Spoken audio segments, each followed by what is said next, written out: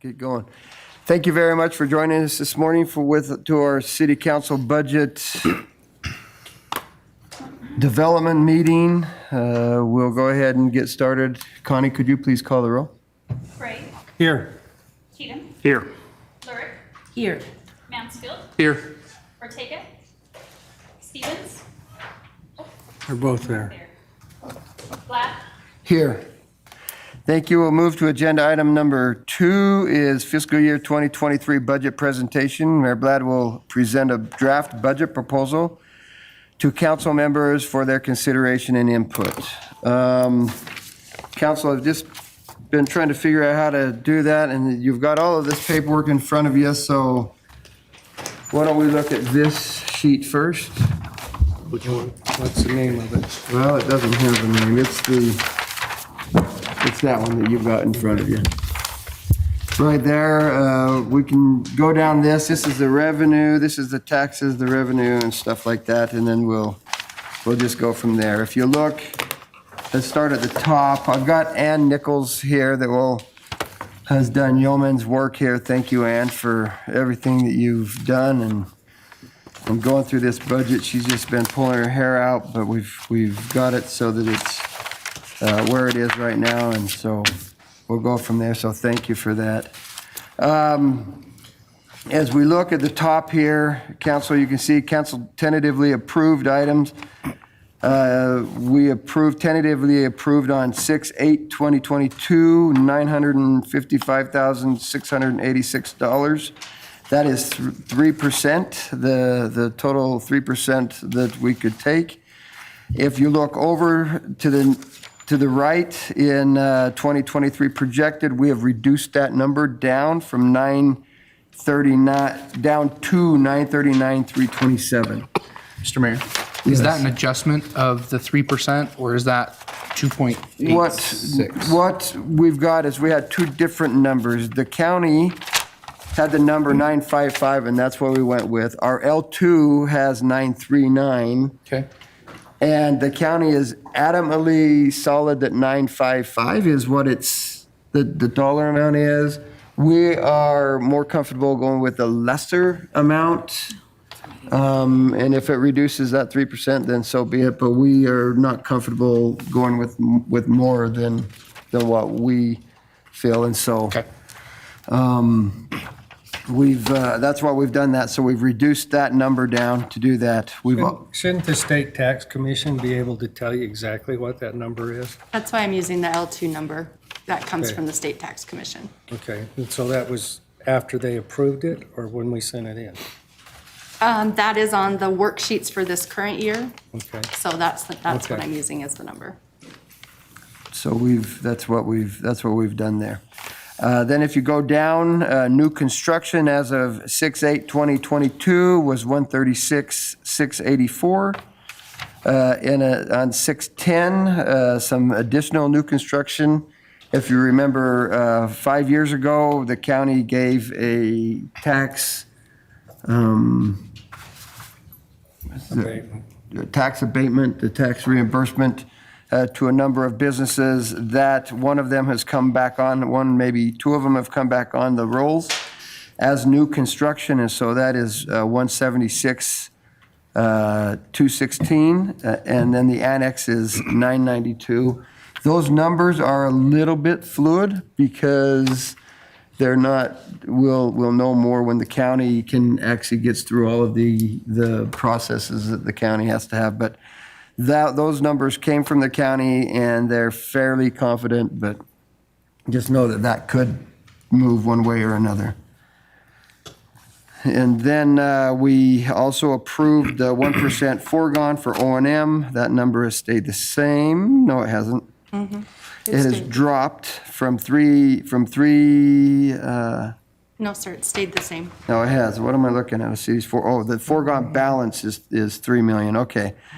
The 1% is 325,642, and then also tentatively approved the 3% foregone for capital needs, and that was 976,924. And so those were all tentative, and as you go down through this worksheet, you can see where that money goes. And so we've done that. We've got the additional revenues. You know, our the revenue sharing, the liquor sales, the franchise gas, cable and electric, and the water leases as we've left empty because we just don't have a lot of confidence in the water at this point. Rick?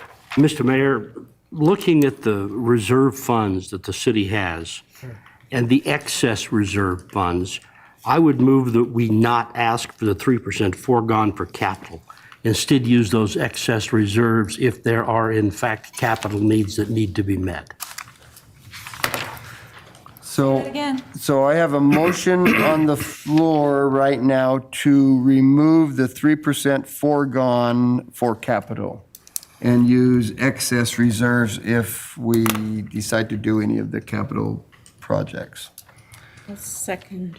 We have a motion by President Cheatham and a second by Lyric and a question by Josh. Yeah, the one consideration when I was looking, because my understanding based on the documents is that the budget is currently built without any capital foregone, correct? Yes. Okay, so the one consideration that I would put forward that I had considered for the capital foregone is the amount for the ladder truck for the fire department. Because just looking at in considering the long-term expenditures, I think that having the opportunity to, I mean, we may need those funds if we start that lease and then 5 years down the road, we may have to turn to reserve funds. But I think, I mean, that's something that is a long-term investment that the price is only going to go up. And my concern is that if we start by using reserves on that we may find ourselves in a pinch 8 years down the line of that commitment. So that amount of the $204,000 comes out to less than, I think it's less than 1% of the foregone for capital, but that's the one thing I would put into consideration to be used for capital foregone. I'm with Rick, though. I think rather than starting high and making assumptions, I think it's, I mean, we keep kicking cans down the road with capital, and I think that it's, we can always add it back in. I mean, all it takes is another motion. So I think that starting with some curtailment, because just assuming that 7%, that is going to be a real hardship with our community. And if we can curtail it somewhat and show some restraint as the county has, I think that it behooves us to do so. So I'm tracking with Rick. Mr. Mayor? Yes. You know, the foregone for capital doesn't add to the base as it's indicated here. So even if we take the 3% this year, we won't get that 3% next year. So I think we need to stop and look at what those real capital needs are. There was a move in the legislature last year which failed to force local jurisdictions to do away with foregone completely. And there was an attack and it was stopped. But I think we need to reduce our excess capital reserves to stay out of that line of attack in the future. And we have several $1 million in excess capital reserves right now that we could use for some of these That's purposes. what he's talking about. $4 million is what? More than that. That's in one fund. That's general. That's the general fund. The excess reserve in the general fund's about $4 million. But that includes, does it not, also, because what would our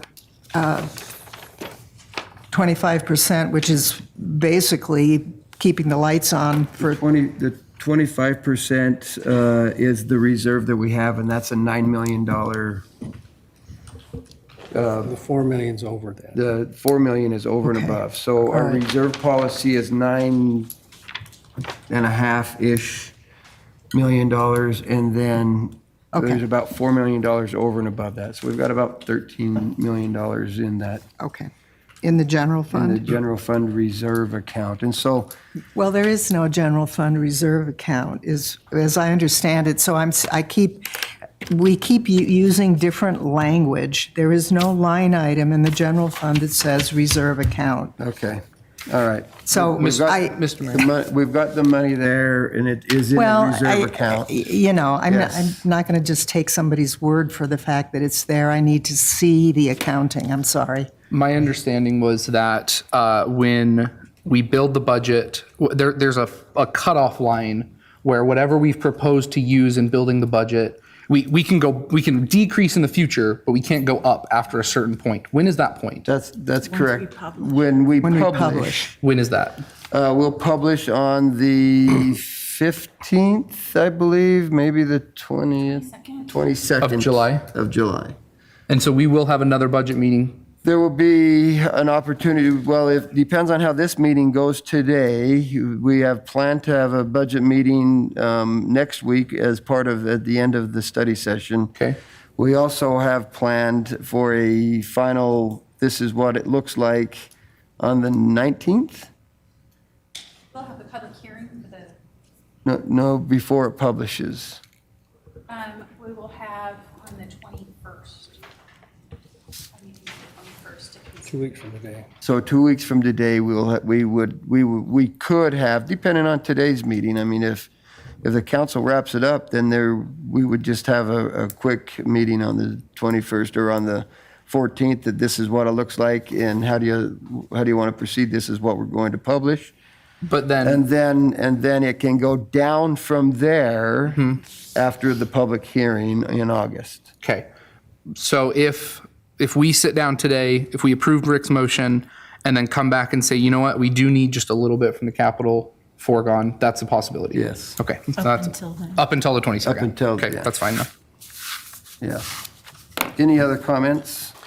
Mr. Mayor, one of the things I'd like to talk about before we vote on this, one of the things that I'd like to know, and I don't know how we're going to get it soon enough, is there any projection of what kind of leftover funds are going to be in the various accounts at the end of this year? We've got some capital items that we're probably going to be talking about that I think we could fund in this fiscal year. Particularly, you know, we've had the building department has typically generated far more income than what they are spending in their department. And I think there's some funds there that we could use through a budget amendment in this year to fund some of those capital items. We will have to figure out when to do that, but there is some, and you know when, I mean, we've got a pretty good idea of what the reserves are right now and what, As far as doing a year end for the current budget year, the finance department does provide to each department a monthly of where we're at. So 67% of the year gone, here's where you're at. You know, all the department heads and fund managers do take a look at those, and then we do projections, especially this time of year with only a few months remaining. Where do we think we're gonna be at? What do we know that's still coming up? We can take our best estimate. Yeah, that's all it It's would not be. gonna be anything that's gonna be remotely set in stone, but we could do our best estimates. Roger? One of the things I don't find in anything we've done is the projected payback the TIF district is supposed to be making to the city of Pocatello. That was a contribution we made, and the schedule calls for, in 2022, for the city to receive $219,332, and in 2023, $309,812.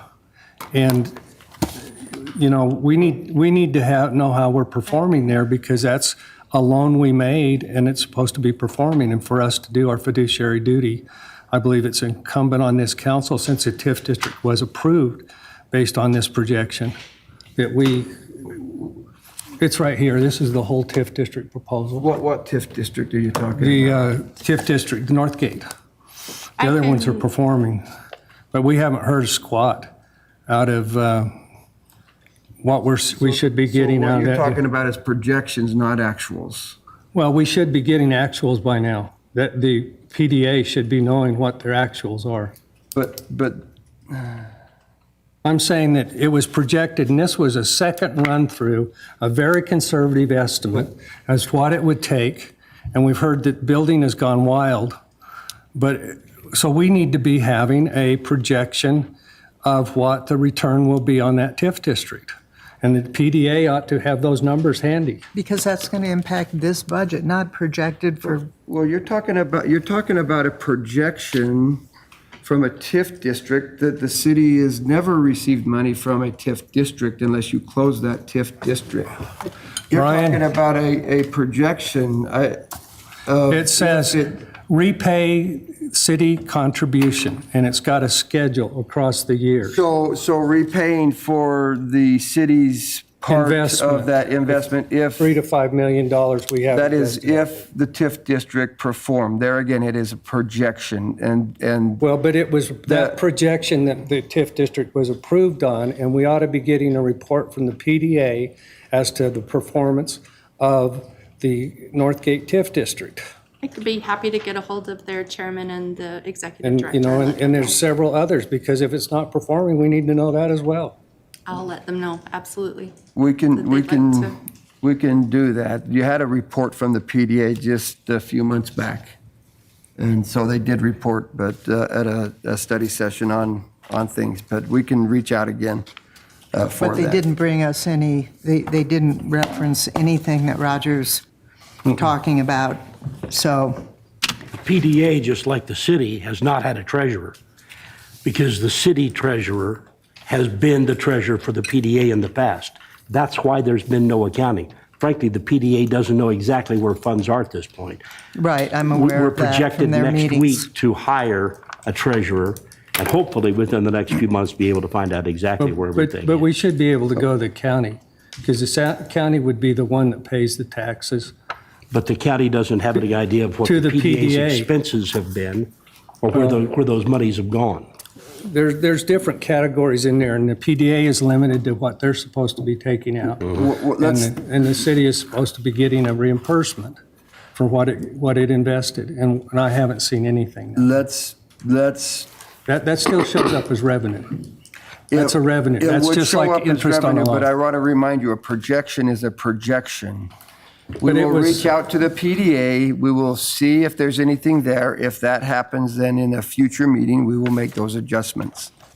But those are projections, and as we know, the North Gate has not grown out as fast as they anticipated it within the last couple of years. Property taxes. So But that was taken into account as well. I mean, the PDA hired a guru that was given strict guidance as to what to do. This council responded to that guru as much as anything to create the TIF district. Okay. And we should be having an analysis of where we stand according to those projections and what we can expect in terms of our revenue coming back. Okay, we'll Simple. reach out. We'll reach out. We'll see what we have and see what is there, and then we'll go from there. Okay. So we have a motion on the floor to remove the 3% foregone for capital uses. The motion was made by Council President Cheatham. It was seconded by Lurick. Connie, could you please call the roll? Cheatham, Yes. Lurick, Yes. Gray, Yes. Mansfield, Yes. Ortega, Yes. Stevens. Yes. Okay, thank you.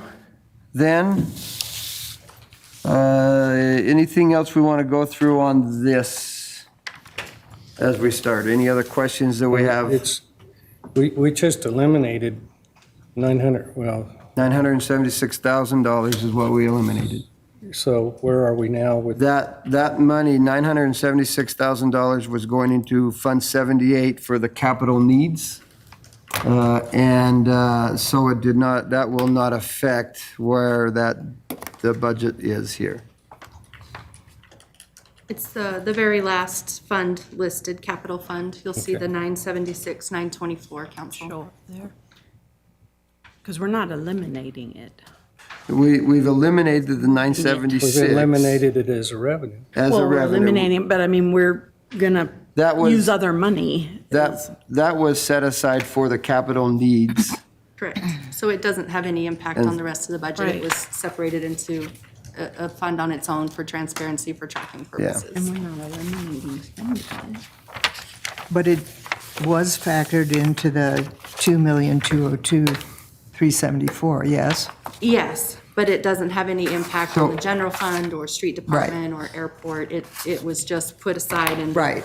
in the normal. So Right. that will just be eliminated. That number will change at the bottom. But the number as far as the general fund, risk, street, recreation, cemetery, airport, library, those all stay the Right. same. Yeah. So I have a question. Yes. So based, all the financial talking heads are projecting a recession. So what happens to this budget when all of the revenue goes down as a result of a recession next year? What happens to this budget? So what we do on a regular basis is we, quarterly, we see what is coming in and what has been projected is coming in there. Again, it's a projection of what's coming in, and if we need to, then we will go in with the department heads and we reduce what we need to do to do that. We cannot go and get more money. Right, that's my We- point. We would end up reducing, or we would be in front of the council talking about the Fund 78 or going into reserves. Right, and the greatest part of our budget is staff. And so I guess I'd be interested in knowing, not at this point, but once we've sorted through things, exactly what kind of a recession cushion do we have? Because basically, once we're locked into contracts, we're pretty locked into contracts short of letting people go entirely. And so I'd like to know what that cushion looks like once this is more finalized. Okay, I'm making a note. Okay. All right, well, let's go down then. Let's drop down, and I'm looking at the memo that was sent out, this one, and I'll just kind of follow it down. We've kind of gone over the revenues, additional revenues, the expenditures. Blue Cross of Idaho, we got a 14.2% increase in costs. Salary changes for the for June 8th presentation. We've gone over the union CBA, we've gone over the police management, the fire management, general employees, variable employees, seasonable employees, pay scales. Those have all been included in this budget as well. What are those numbers? I mean, what is the total of all that? Is Heather, There's not people. she's not available, can we, what's that? Those will be presented next week. She has Okay. a presentation for next week on all personnel.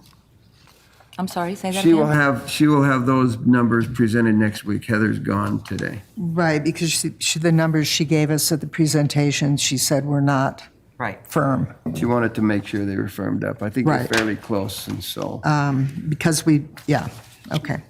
We also have the new employee requests, the new fuel estimates, and then the 3% for the O&M increases for the departments as expenditures.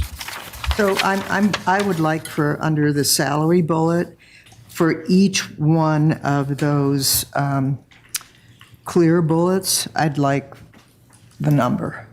So each one of the So union, police, fire. CBAs and yeah, the stuff like The that. salary changes as per 6.8, I would like a number for each one of those bullets. We'll make sure Heather's presentation next Great. week includes those. Great. And her presentation last time did include them too, but these will be more. Yeah, they Up to should be date. accurate. But she More up kept to date. saying, Yeah, she they'll be kept more up to saying, date. these aren't firm, these aren't final. Yeah. They'll be more up to date, and so we'll, But, and for the others too, I mean, I think it'd be useful to know how many dollars is the 14.2 increase? How many dollars does the new employee requests? Because that's dependent on, at what level they're hired, yada, yada, et cetera. So it would be helpful for me to have a dollar amount after each one of those expenditure bullets. so we will have her do that then. Thank you. Then if we flip the page, and this is the things that we need action on from the council, additional items for tentative approval for publication. And that would be the internal services fund balance budgets to transfer. And we can load all those transfers up so we can finalize the numbers that we need to have finalized, but we need your input on these. The information technology, public works, science and environment, utility billing, GIS, and fleet services. And do we have numbers for those? Well, Yes, they would be the difference on your revenue versus expenditure is what they would need to be increased or decreased to fund. Thank you.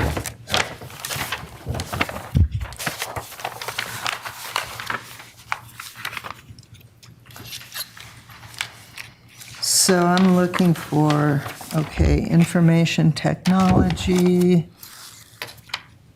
Which will be on page 2. It's Fund 50, 050.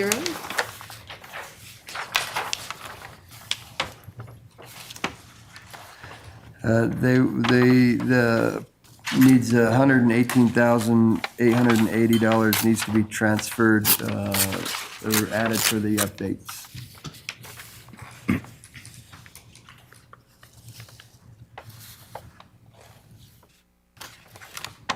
And I'm sorry, it's been so long, I need a refresher. What was the, assuming that's not personnel, what was the purpose of the? That is interfund transfers. Right. So that's for the other departments to pay into IT so that they can have the support from IT. It's contracts, maintenance agreements for our big software Okay. systems, those types of the stuffing machine maintenance, those big items that IT oversees for the entire city. A lot of those contracts, like everything else, are going up. Right.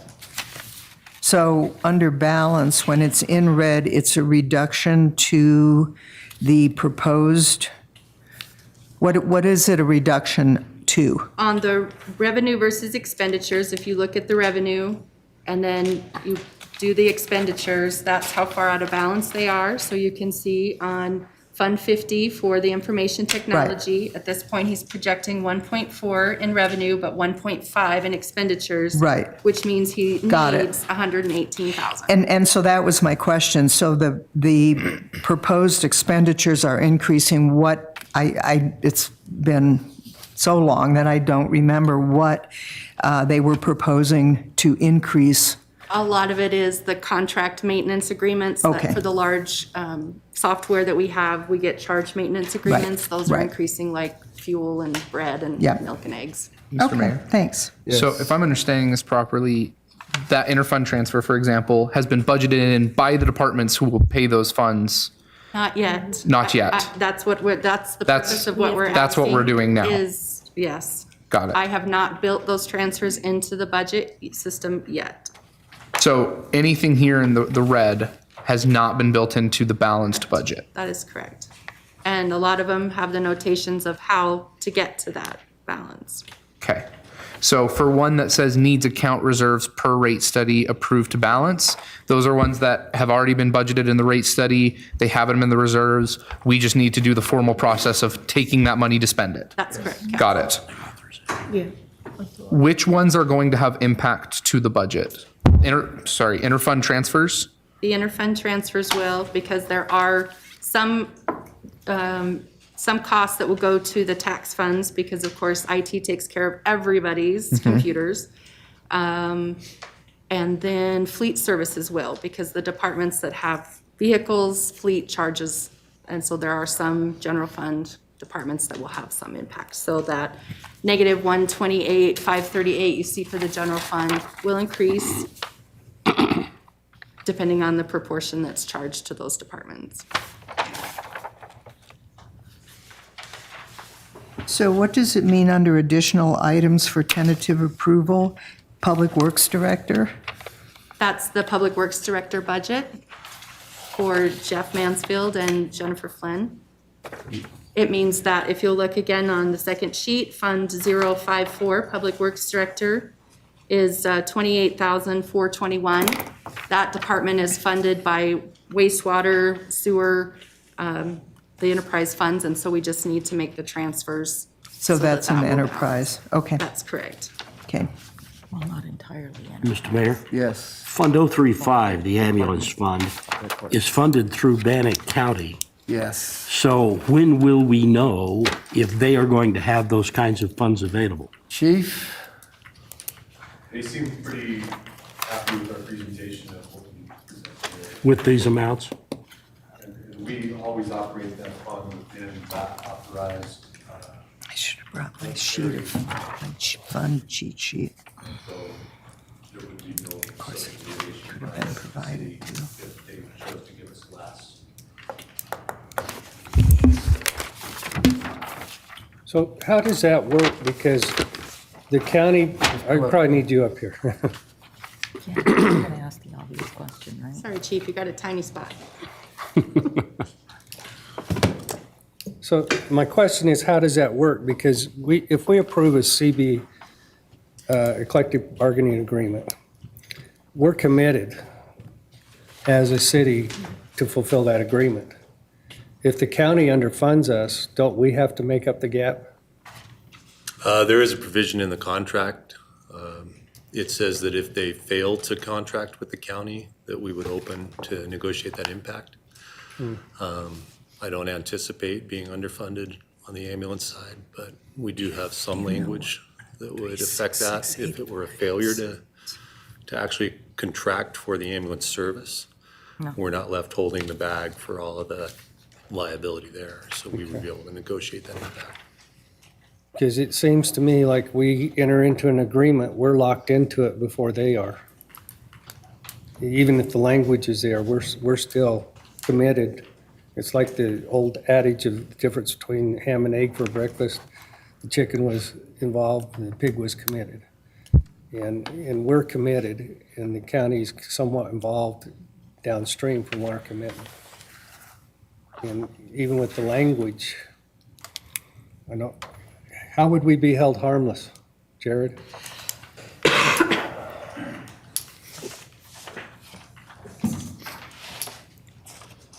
You know, we've made a contract with all of our fire department. Right. We've approved the collective bargaining agreement. And the county just says, that's more than we want to go. Well, without looking at the details of the ambulance contract with the county, all I can say is, first of all, Jared Johnson, city attorney, for those that might be watching. The ambulance contract is the whole ambulance district and all the operations and maintenance and personnel of the ambulance district.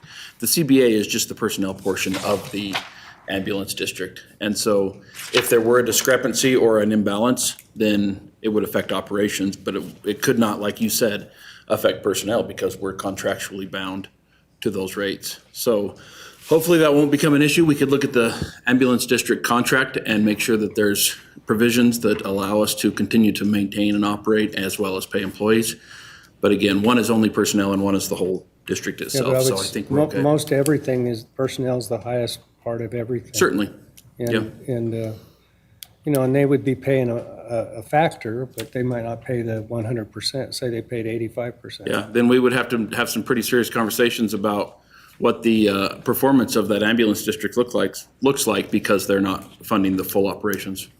So they have a risk involved in terms of not being able to fulfill their obligatory duties. Yeah, I mean, that's what the contract is for us to provide the service that they are paying for. Okay. Yep. And there is a provision in the CBA itself that if something were to happen that negatively impacts the ambulance district and the personnel, then we have the ability to go into the CBA and make the adjustments necessary because we can't control what the county does. Yeah, okay. Hey, Rick? Well, my concern in bringing this up, I had a conversation with one of the county commissioners recently, and he told me that the ambulance district levy was already maxed out. And I don't know whether that would include this extra $226,000 or not. So that's my concern, whether that money will even be available. It sounds like from what the chief said that they were comfortable with it when he presented to them. Is that correct, chief? Yeah, that's correct, and I'm not going to dispute any statements about being maxed out, but I think the current ambulance levy is 0.0037 and the max is 0.0040. So I'm not sure what context was there, but it's not my understanding that they're maxed out, that there still is some ability to levy. Okay, other questions? This is just a general question. In the proposed revenue, what is 136684NC? Oh, at the very beginning? It's in the title, proposed revenue with 3% plus. I get the 3%. What is that? So the note for the general fund revenue says includes 992 for the annexation money that shows up on your, that we went over on your Right. revenue. And then the additional $176,216 that also shows up on your revenue sheet was included in this for the general fund. That's the new money that came in. And then the 325,642 is the 1% foregone that shows up on here as well. Okay, so that's a dollar amount? Yeah. Oh, okay. And the NC stands for new construction, right? Correct. Okay. Correct. Sorry, sometimes my notes make sense to me. Yeah, no, that's fine. I'm I in just it 1,000 thought times a day. maybe it's, some fund code that I've never run into before. Who knows? Just my brain, sorry. Thank you. Okay, council, other questions for that? Then we would. So could I would like to have, and I'm not assuming I can necessarily get it today, but again, for the additional items for tentative approval, I would like, after each one of those bullets, I would like to know the dollar amount tax impact, So if any. I believe that you, I can do that after we load them in. Then I Right, can tell you, right. because it's a formula, you have to plug in the budget and then it spits out the Sure. thing, and I haven't done Sure. the giant complicated formula. Sure, understood. But it's difficult for me to just vote to approve something when I have no idea. I'm supposed to be a fiduciary officer, and I have no idea what dollars I'm Certainly. approving. I can, if they're approved to load in, I can then let you know how much additional money of, say, for example, the IT department of that 118,880 Right. would then go to the tax-supported funds. Yes, I can do that. Okay, thanks. One quick question on the IT. It was previously indicated in the budget presentations that IT had I think, $12,000 request for training that they felt was expendable. Is that included in this number? Does anyone know? Yes, I believe it is. Okay. It's 12,600. It shows up on the solution sheet that you can remove if Got you it. desire. So, but that is included as well on the expenditures versus revenue report? Correct. Okay. So I would move then that we build the budget with these additional items for tentative approval in order to get the full understanding of the tax request, as well as how that would impact general budget balancing, minus the $12,600 that IT said was expendable from their amount.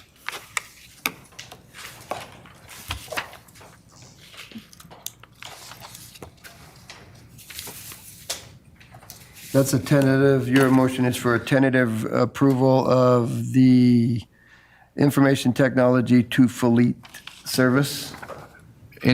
So I'm looking at this sheet here, So I was saying, for information technology specifically, I would approve that one minus the $12,600. But your motion is for all of them. I would move that, because we need to build the budget with all of them if we need to understand the tax impact. So I would move that we tentatively approve all of them in order to get the numbers that Councilmember Stevens has asked for. Second. okay, any other comments, council? Want to know until she plugs the number. Mr. Mayor? Yes, I'm not ready to do that yet until we've had a chance to look at this tax fund solution worksheet. Ditto. I think we're premature. okay, well, we do have a motion and we do have a second. on that. This tentative, and correct me if I'm wrong, this tentative motion for these items don't have a lot to do with the tax fund solution, does it? Just the two, just the two, information technology and fleet services, because those increases will go into some of the tax-supported, not all, but some of the tax-supported departments. The others will not have any. So, Rick, I would be willing to amend it if you want to withhold those two until after the tax solution process. I'd rather just hold the motion Yeah, and go through some more of the paperwork before we make a motion, Josh, personally. Well, but the point is though there's already a motion and a second, so we have to vote yea or nay. So, There is a motion unless the motion maker withdraws the motion. I can withdraw. It doesn't sound like much would change from the other paperwork from most of these, but I'm happy to withdraw it if that would make the council more comfortable. So of these. Okay, so then with that, the motion will be withdrawn for the time being. So, right. So of these 6 bullets, only information technology and fleet services will impact the tax ask. Correct. Okay, The others are funded by enterprise funds. right. well, But- but there's a difference between a tax ask and a fee ask.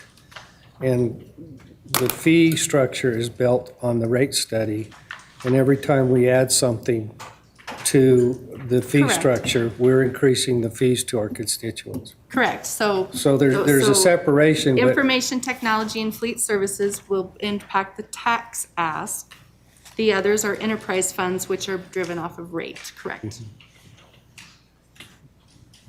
So if we move on to Roger's thing here, new or increased fee request that was presented May 26th. That is also something that we would need the council to act on so that we can put those into the budget as well. Is that correct? Just, yes, to see how that's going to impact any of the red numbers for fees, correct? And then we also need the council to act on the use of reserves. And that is also in this expenditure comparison for airport, Pocatello Arts Council, emergency repair, sanitation, water, WPC, education benefits, police retirement trust, and retirement payout fund. So those are the things that we need action from the council on today.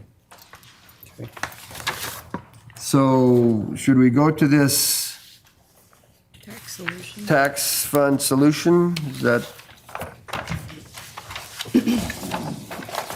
where we're headed, council? And these things we're looking at, are they included at all on the use of reserves or Fund 78 transfers on the additional items for tentative approval? Some of them, maybe? Yes, it's noted on there whether or not they want to use Fund 78. So if it's been noted there, it's on the memo? It should be, yes. Okay, got it. If it's included in the budget. So for example, the very first things on the very first page, approval for tax-supported add-ins, adds to the tax problem. Yep. None of these items are included in the budget build. Okay, You would have to add those in, choose to add those in, and if you choose to add those in, some of them have notations of how they would like to pay for that. okay. There are 2 Fund 78 notations missing on this front page, and that would be for the police department's radio realignment. They do have money in Fund 78, and also for the vehicles, they have the money in Fund 78. That's police vehicles? Correct.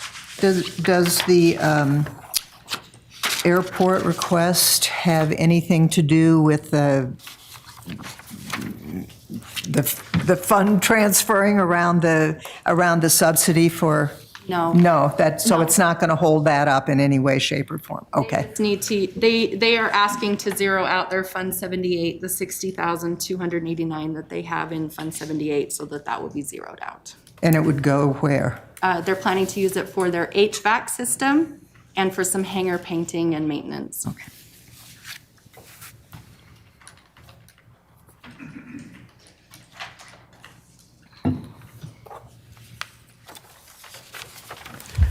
Mr. Mayor? Yes. On page 2 of the solution worksheet, I was confused where the options for removal would reduce the tax ask. And when I dropped down to the patrol officer, 3rd class, those 2 positions, both of those are funded outside of the tax ask by outside agencies. So I'm confused why they were included in this section of the budget. Normally what we do with new position asks is we present them to you and then we bring them back to you and you vote on them one at a time. Because of the new pay scales and all of the huge work that Heather and Holly have gone to, it was easier for them to include the new requests into the new system build so that they could see where everything was and be able to give you the accurate numbers you're looking for. And then I had to, because they were pre-approved, I had to put them back on the sheet to say if you don't want them, then I'll have to pull them out. But yes, in these 2 examples, there are offsetting revenue for them, but they're on there because they're a personnel request that you need to make sure you're okay with. They will not affect the local tax. Correct. They are being They are fully being- funded by the school district and by the Idaho Attorney They General's could office. affect, if we decided not to expand the force, but keep it as it is. And we can replenish, we asked this before, we can replenish the department where we hired the people on the grant. These will fulfill that grant obligation.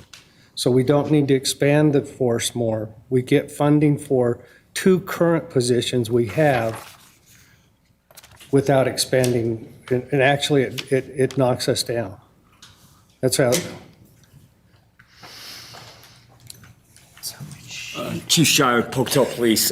My concern with that is we were making commitments to the Idaho Attorney General's office, and I from what I'm hearing you say is to take the money but not backfill the position. And I don't feel that that's a fair thing to do to our citizens or the Attorney General's office. They're providing funding for an additional person for that specific particular reason. Same with School District 25.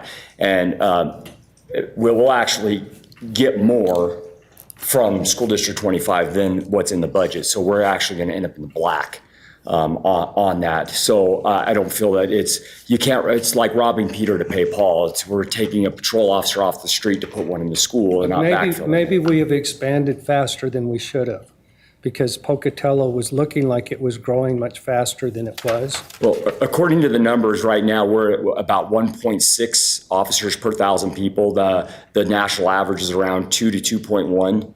So We've always been there. Yes, but Historically, we've been there. And- We've had a very efficient department. We've been able to take care of that ratio because we're not as diverse a community as some. And I know that after we approved it, some of the conversations that happened were that maybe we had gone too far when we approved the grant. I think it was for 5 officers. And that each year it gets us a higher ratio. So I'm not seeing us as, because our other option is just could cut those 5 out and pay back what we owe and not have 5 officers. I mean, that's another option. that would be a detriment to this community. But yeah, I know, but we also have a lot of people who are paying exorbitant fees for gas, and they don't see that their police protection is as essential as being able to get to work. You know what I'm saying? We're at a place where I think we've got to do some priority searches. And I understand, your role, but I'm saying that if we can cut 5 to 3 because of this extra funding, you're still getting 3 more than you had.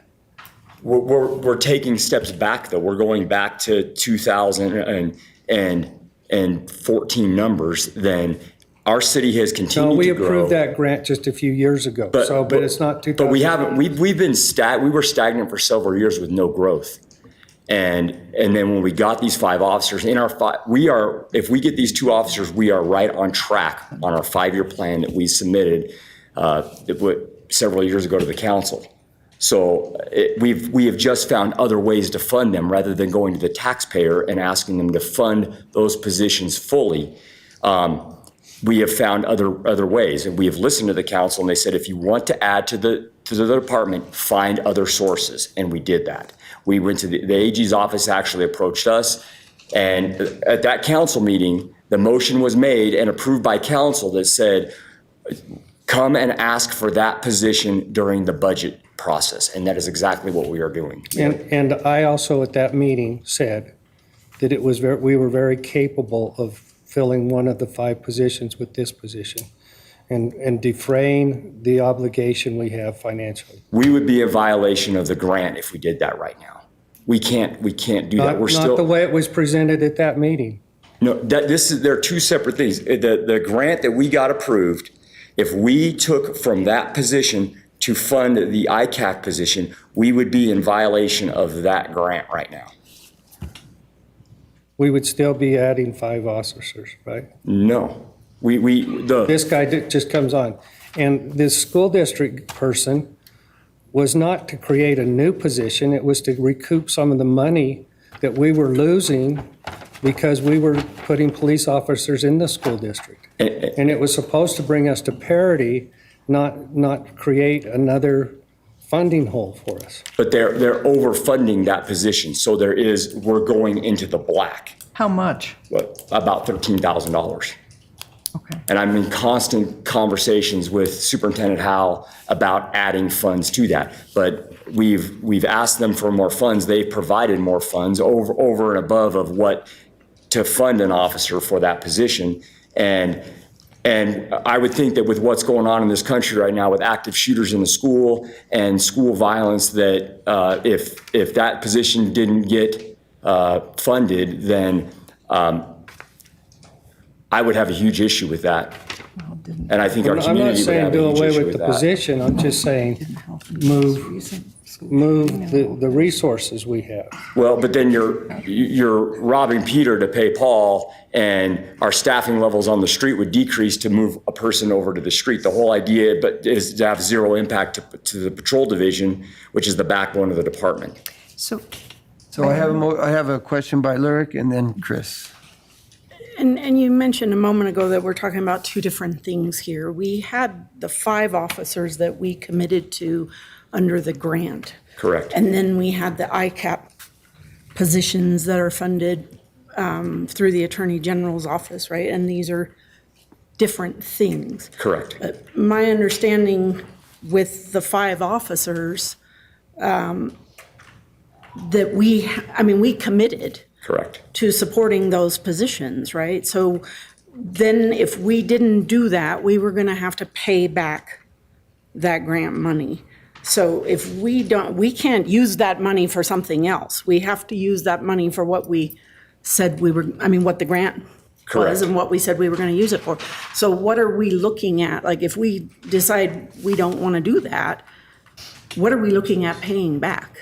Well, we'd have to pay back for that officer for those years, and I'd have to get the numbers and Could you, just to make it clear, could you get an official letter that says that if we keep our staff at the same level, that we're going to have to backfill because we've changed the orientation? Well, the paperwork was submitted to council. You guys have a copy of that. That was submitted when we had that grant, and it said in there that you can't reduce your levels or change the structure of the department with what's going on right now. And this is, Councilwoman Lyric is correct by saying that we're talking about 2 different things. If you've got these people that were specifically designed to go out and do these specific tasks according to that grant. Now, you cannot take that person that's grant funded and then move them over to an ICAC position that's funded by the Attorney General's office. And Jared would have to correct me if I'm wrong, but I don't want to be in a position where it puts the city, myself, the department, or the taxpayers in a place where we're looking at supplanting. And that's a big deal when it comes to grant funds and federal funds, and I don't want to end up in federal prison. Well, and what I wanted to say was that when you presented this to us, we had a big discussion about that we were making a commitment and what it would cost us if we didn't keep that commitment and didn't hold to that. And I remember it was a substantial, I don't remember the exact figure, but that was a substantial amount of money. We also had a substantial discussion about adding that ICAC position to the department and the importance of it and for these child predators that are out there. We found a way to do it at a zero impact to the taxpayers of the city of Pocatello. To me, it's a no-brainer. Okay, we got a question by Chris and then Josh. Yeah. Could you, two things. I would appreciate, I have a stack of city council paper at home that's literally this tall. So going through and trying to find what we were given 2.5 years ago Sure. will take me months. So if I could get a copy of with the grant language highlighted Sure. that you're referring to, then I would also like to know the exact number if we lost one of those 5 officers, if that's allowable based on the grant, what would the exact payback number be? And then where are we on the SROs? What portion of how many do we currently have, and what portion of each officer is the school district currently funding? I can send that to you. Yeah. Oh, okay, because we had a discussion some time ago about really upping the financial commitment for SROs from the school district. And I understand that if there's an emergency, SROs leave the school, so I get that. And they're working in patrol and detectives right now. I get that. But proportionally, so I guess then I would need 2 things. Number one, what proportion of their FTE is spent SROing, give or take? And then what portion is the school district supporting? And then with crossing guards, where are we? We don't deal with crossing guards.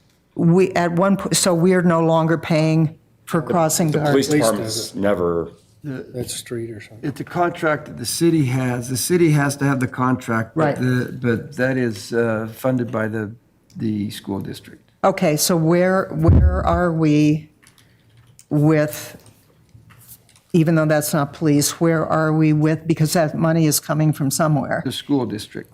Well, 50% perhaps, but I'm just curious, are we still at 50%? Are they funding more? Where are we with that? Because those represent dollars that might be, There is a contract that spells out exactly the obligations of the 2 parties, but I don't remember exactly Okay. the breakdown. I mean, But it hasn't changed. It's been the same percentage, and I just don't remember how that breaks down. And Okay. That is, so Chubbuck is involved with that to pay for theirs. They pay all of theirs. Right, but- And then the school district pays. could you get me, somebody get me a number for what percentage of the crossing guards the school district pays for, and what that dollar amount is? Yeah, I get can, the I can, con- I get- can round up that. Yeah, contract. round the contract up and get that sent to the council. If I may, Mayor, one word of caution on the grant and paying back for 1 officer. It's not like the grant was split up line item. Right. Like if you get rid of this officer after. That's why I year said 2, if it's allowable by the grant it's- language. It's very likely that if we don't fulfill the complete obligations of the grant, we owe everything back. Right. The full prorated amount of all 5 officers. And that's why I asked the question, because I understand that, and that's why I wanted the language from the contract. yeah, I can get you, I know Sergeant Barchi has a binder with all that information in it, and he probably has it electronically that I'll be able to send it out to the whole council. Right. The other general comment I have is, it would be, well, first of all, the population of Pocatello grew by what, 2,000 people in the last 10 years? So we're not, our population is not multiplying exponentially by any means. The coverage area may be expanding, but the population is not expanding accordingly. And none of us predicted that we would be looking at, more than $5 and rising gas prices. Nobody predicted that property taxes would be, in some cases, increasing by 140% in a year. Valuation. Nobody predicted that we would be looking at a potential recession. And so I understand the emotion around saying, well, we were here and now we're here, and that would be a step backward. But sometimes taking a step back to live within one's means is required by extenuating circumstances over which we have no control.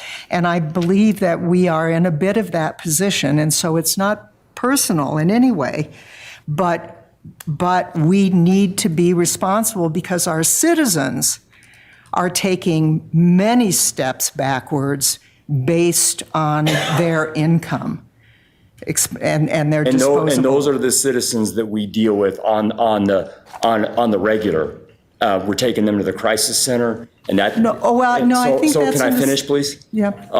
And I would caution the council that any move to defund the police like that I think that the citizens of Okay, Pocatello. I'm going to stop you. Nobody's talking about defunding anybody. Exactly what you're talking about. That's what it Exactly. is. Nobody is talking about defunding the police. Semantics That's here. exactly what you're saying. Oh, That's what you they're going to started be the spending the conversation same with, Roger. amount of money, but they're just not adding new positions. We already hear that the attrition rate is very high, and we're just saying manage it. It's conversations like this that decrease the morale in my department and have a direct effect on retention. So and that is a battle that we are fighting. We are doing the best we can to retain our officers. I need the council's support to help that. And Chief, we're gonna move on. I'm Josh sorry, has Josh can go Josh has first, a but question. then I, come back to you. thank you. I'm deeply uncomfortable with a conversation with department heads that say, when you go find an opportunity to serve the community in more capacities and find the funding to do it, that instead we're going to pocket this money and we want you to cut back on your services elsewhere. I think that this is done, especially when I don't hear any statistics of, we're over policed. We have too many officers in the department. In fact, the only statistics I'm hearing from our department head is that we're still under policed and that we're running at an efficient level. I think we've done efforts such as for the enforcement officers or the ordinance enforcement to decrease costs and to run more efficiently. And we have department heads who are looking for ways to serve the community in increased capacities and find payment solutions for it. And I don't think it's fair that we turn around and take that money away from them. And I'm sorry, but I also just don't think it's a sincere apology to a department head to say, I'm sorry that we're going to take that grant money, pocket it, and tell you to pull those two officers on the street, when the same council member told our water and environment that she should look for $800,000 a year for the river project. Like that doesn't sound sincere to me about cutting and being considerate of taxpayer dollars. We have a department head right here telling us, I have grant money in order to better serve the community, and I want to use those officers. And I think that we should applaud him for those efforts for serving our community, and I appreciate that. Okay, thank you. I've got Chris. Yeah, here's my comment. Nobody is saying take the money. I haven't heard anybody say, I propose, I make a motion. I have not heard that. I do not understand why legitimate conversation, debate, and discussion and questions cannot be entertained in this budget arena without people getting their fur wet and starting to throw accusations around. I'm not throwing any accusations. There around. was a lot- I'm just telling you the facts of what's going to happen. If you look at what happened in May when we had 2 officers shot in the line of duty, it is proven there are violent crimes that do happen in Pocatello, and that would put my people more in harm's way, and I will not do that. Our number one driving force is the preservation of human life, and if you decrease services, that will have a direct impact on our ability to fulfill our mission. And let me finish. And if you look at what's going on across the country right now, active shooters, officers being ambushed at an all-time high, officers being shot in the line of duty at an all-time high. And then I don't want to be the one that has to go to these people's families and tell them that you're gone because your family member is no longer here, because we wanted to save a little bit of money and move people around so that we didn't increase our staffing. Okay, Roger. First of all, historically, if you'll check the record, I believe I was the one that made the motion to add the 5 police officers. In retrospect, it seemed over aggressive because we should have added 3 probably instead of 5. If you look at what you're asking us to do, if you're using your ratio, we've grown by 2,000 people in 10 years. We've added at least 7 officers, perhaps 11 officers in that period. We added some officers back 2008, and that the revenue that came out of there. I can give you our full-time employee stats over the last several years, and we actually reduced one when we had union negotiations. We reduced 1 sworn and 1 non-sworn personnel in order to accommodate that. And then we did have healthy discussions and debates about the ICAC position, and when we were here, the council was ready to approve it at the work session, and then it was said we had to go to the council session, and that's when the council says, we'll take the money, but not the position right now. Ask for the position during the budget process. Okay, Linda. I'm not through. I can get you those numbers, Council. Yeah, but I'm saying that if you're quoting statistics 1.6, and we've added 7 for 2,000 people at growth, we've changed that number. But we've grown more than that over the several years. It was built into our 5-year plan in order to get to where we needed to be and to maintain with the growth that we needed to add 2 officers per year. And so What is the metric that says that? it's FBI statistics. Okay, and so we've added 7 in the last few years for 2,000 people growth in our city. You're quoting statistics, 1.6 per so many people. And I'm saying that anytime you put 7 people in and you only grow by 2,000, you've changed that number. But that number, so those 5 officers, when we got those 2, we didn't increase any headcount last year. We didn't increase any headcount the year before that. When we got the grant, that was the first time we've increased headcount since we did that, I believe, 7 years ago, but then we got 1 and we took 1 away, or we got 2, took 1 away. So we've increased 6 officers, and I can get you the number. It's probably in the last 10 years. Okay, well, get us the numbers. I will get you those numbers. Because I think that when you quote statistics and don't look at how we changed it, that's irresponsible use of this. I have not been irresponsible, and I have looked at those statistics in our 5-year plan. We are right on target for our 5-year plan, and I can get you those numbers. I can get you the documentation behind that. I have all that. I can email to you. I don't have it at my fingertips. We'll do that. Linda? I just want to reiterate, because I think it's getting lost in this discussion.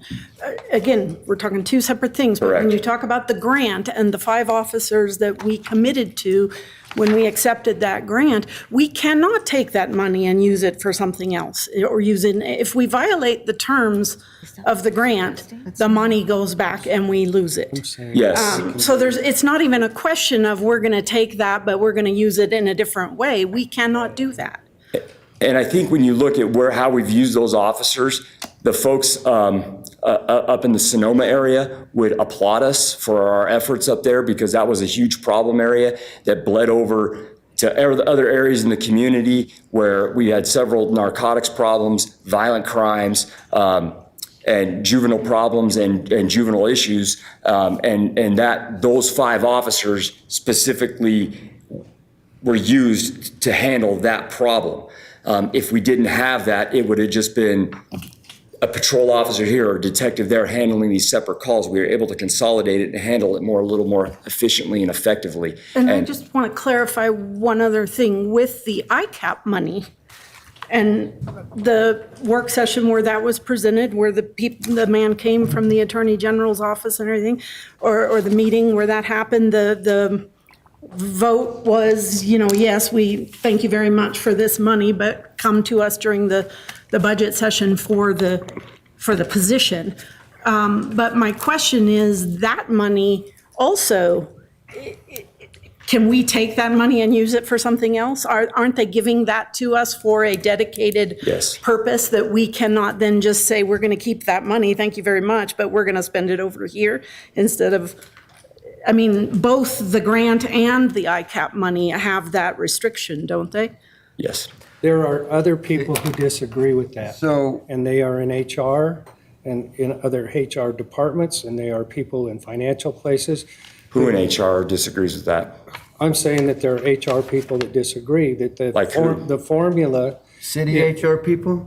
I'm not going to get into the nitty-gritty naming people, but when we had, City of Pocatello, or is it outside Outside the city and Pocatello? HR Okay, so city it's no departments. HR And department HR inside. city departments? HR department. So our HR, Not our HR, but outside our city, we can talk to people. So we don't different throw people under outside of bus the like city. you guys are trying to do. But we're talking about our specific We're- grant. But they also are aware of these grants, and they think that it is very possible to take the money, define the positions, and you still fulfill your responsibilities in both ways. So I'm not comfortable listening to outside agencies tell us what we can do within the city of Pocatello. Well, We our- have our HR people here. So Claudia, we're going to move on. Our Claudia finance has a people have comment. said that. Please let him down. Our Wow, finance this is people have said ridiculous Which to go finance down people this have said road that? right now. Claudia, Our finance people. Who? Who has told you that we will be violating our grants if we do this? The grant paperwork. No, who has told you? Who has told you? Has our legal department told you we'll be violating it? Yes. Had that discussion when we accepted it. Have you told them, Jared, that we'll be violating these grants? You've reviewed them so thoroughly that you know that we'll be violating right now? I'm going to try to recollect a specific conversation. I would have to look at the grant paperwork. But my recollection, based on the grant paperwork review and the discussion with council, is if we don't comply with the terms of the grant, we would have to pay it all. like any grant, if you don't That's the way comply they with the work. grant agreements, then you have to pay it back. Yeah, Claudia, all grants. So I would just like everybody to take a breath. I personally think that we accepted the grant for the 5 officers, and we have those 5 officers, and we accepted that grant. And if we are going to do away with those 5 officers, I believe that it's going to impact the way, and even though our population hasn't grown as much as we would want it to, or we think it might have, I do know that society has changed. And there's less regard for the value of human life. And that's not just across the country, that's right here in our own community. We are not. So I'm not comfortable with that. I understand what Roger's saying, but all he's doing is asking questions. He's not saying, let's get rid of those officers and give the grant money back. I haven't heard anybody say that. With regard to the ICAC position, I was one of the people that was completely in favor of that because I believe that that's important. And we have a boatload of child predators in this area, boatloads. So, but we also said at that meeting where we approved it, that if at any point in time the AG's office decided not to fund it, that it would come back to the council and the council would decide if we were going to keep that position or not. So Correct. Questions are just questions. Nobody's talking about defunding. Nobody's talking about misappropriating grant money. It just, if we could just stop reading into every little thing, and listen to the words that are being said, then maybe conversations wouldn't devolve into arguments and yelling matches, for God's sake. I'm not yelling, I'm just. No, you were raising your voice. So was she. So was Josh. So was I. For God's sake. So, okay, so Josh has a comment. And then let's move on. The words that we say in this room do matter. I don't care if they're just hypothetical questions. But when you sit in front of Chief Shy and say, hypothetically, if we pull 2 officers off of your patrol, what does that do to your patrol? Every one of those patrol officers sit there and listen and say, what are we going to do to cover when there were 4 people on my shift and now there's 3 and all 3 of us are at a single call? What happens to that city? Questions do matter. And the way that we ask them do matter. And so, yeah, we raised our voices. And yeah, I think it's a ridiculous conversation to say pull 2 officers. And, you know, Chief Shy, could you pull 2 officers in order to take care of and so we can get that funding that you found in other sources? Yes, I do think it's ridiculous. And I do think those questions do harm to people. And we've seen people leave. We've seen people leave the city because they said they felt like their jobs were threatened because of questions that this council asked. So no, we do not get to absolve ourselves of the things that we say or the questions that we ask at this council. And I do not think that we should be able to try and even think about doing so. And I need to rebut that. In school districts, teachers About the school district. teachers have to, and administrators have to buck up over and over and over again when there are budget discussions that include staff reductions. So it is not unusual, it is not asking too much for city staff to be able to buck up and listen to questions that, yes, cause concern. Nobody ever said life is easy, life is a rose garden, you are never going to have to feel as though your job is in jeopardy. None of those promises were made to anyone on the planet. And so I believe it is absolutely reasonable for professionals to have the maturity to be aware when there are legitimate conversations and questions. Well, I won't call them conversations. When there are legitimate questions being asked, that is part of being a grown-up. Chief, thank you.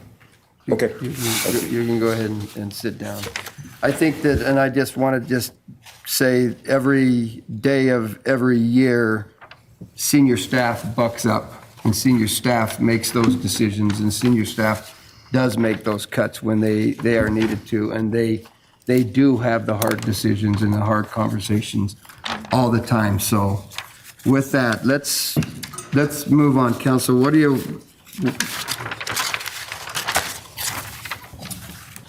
We need tentative agreements or a tentative action on these things so we can get the budget built the way you would like to. If you want to remove things, then we've got to remove them. If you would like to get it so we know what those numbers are, we need that. So I'm looking for, unless there's more stuff on this solutions worksheet that people are looking at. Rick? Mr. Mayor, I'd like to move to page 3, item under Recreation Fund 004-1303. I'd like to remove the Zookeeper for consideration.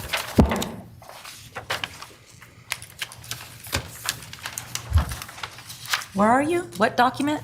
The solution worksheet, tax fund Fund, solution worksheet, page page 3. 3. Oh, there I see it. I would move to remove that item. Do we have a motion? Yeah, it's buried in there. It's Oh, it's that one. this one. John, do you want to make a comment on that? We've got a motion but we lack a second. John, It's right there. I didn't see it. You'll need to come up here, but I do not have a second. So for a lack of a second right now, we're going I'll second to it not so do that- that, but we'll have John. I'll second it so I've we can- already, it's died for a lack of a second. Okay, I'll move it. Will you second it, Rick? Second. Okay. One way to skin a cat. Okay, we've got a motion and a second. John, you want to talk about? Sure. This position was eliminated as part of the fiscal 17 budget process when staff was asked to come up with a 5% cut. Not having any CPI increase for 15, 20 years, we were forced to sacrifice a zookeeper as part of that process. The zoos continue to evolve and make improvements. I think the council was provided our justification memo. I don't know if I can add for that. I guess what I could say is we're looking at cutting services at the zoo if we don't get that position. That's kind of the harsh reality of it, but that's a council decision. Didn't your memo outline in great detail what the cost of not doing it would be? Yeah, you guys were all Yeah, it was like a provided that. 10-page presentation, very impressive, by the way. Yeah, it's, we've got some burnout zoo staff, superintendent, working 7 days a week, picking up the slack. We really need the position. If we do not get it, I fear we're gonna have to start decommissioning animals and closing exhibits. That's just the harsh reality. Kind of like if we need 40 part-timers in the Parks Department and we have 20, eventually something's gonna have to give and we're gonna have to stop maintaining areas. That's kind of where we're at here, so. Okay. Tough Any other council decision for Parks questions? and Rec if that were to occur. Questions for John while he's sitting there? Any others? Okay, thanks, John. Okay, we have a motion by Bray and a second by Cheatham. So if- Council discussions. If we eliminate this, we're just making the problem less.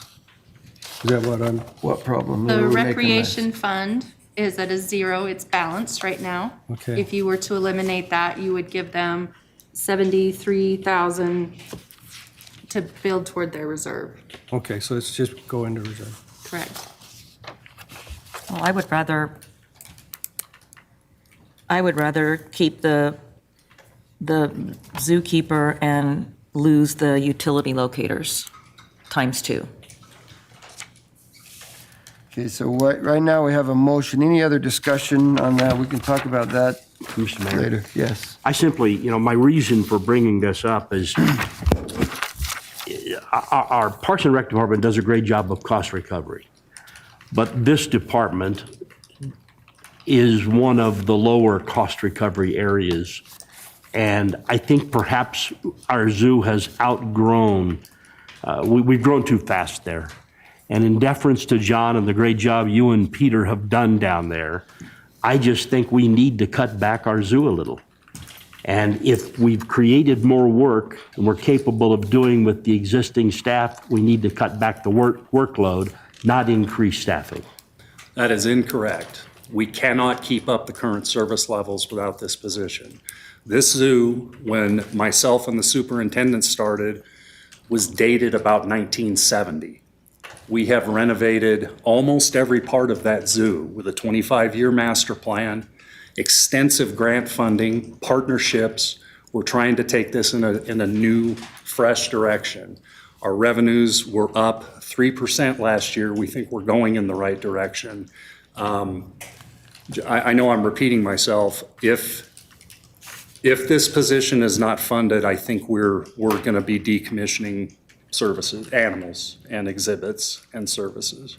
I wish our zoo superintendent was here. He could provide some more intimate details, but boy, we tried to be very comprehensive on that justification memo. If you've read it, that really tells where we're at. Mm-hmm. What's happening now is our full-time keeper staff are working overtime. Our overtime budget was 4,000. I want to say we executed at 22,000. There's a certain amount of work that needs to be done, certain amount of balls in the air. We don't have enough staff to keep the balls in the air. So if we don't get the staff, we're going to have to eliminate some of the balls. So that's kind of services to the community. I guess Peter and I feel very strongly that we've worked very hard to provide, partnerships and new zoo entrance building and renovated in-house exhibits and grant funding for major improvements at no cost to the taxpayer. Idaho Falls, as an example, is funded probably 2.5 times what Pocatello Zoo is. We need the position. And that's just to maintain. Mm-hmm. You're not talking about adding anything. No, You're just talking about to maintain the zoo at the way it is. The superintendent not working 7 days a week. Right. I'm talking about the existing full-time zookeepers not working, 50 hours a week. Right. Creating safety concerns and overtime. burnout. And overtime. And overtime and things. Yeah. So, one more quick comment. Yep. I know the HR is forced to, not forced, but I know they budget full family benefits. This is a very entry-level position.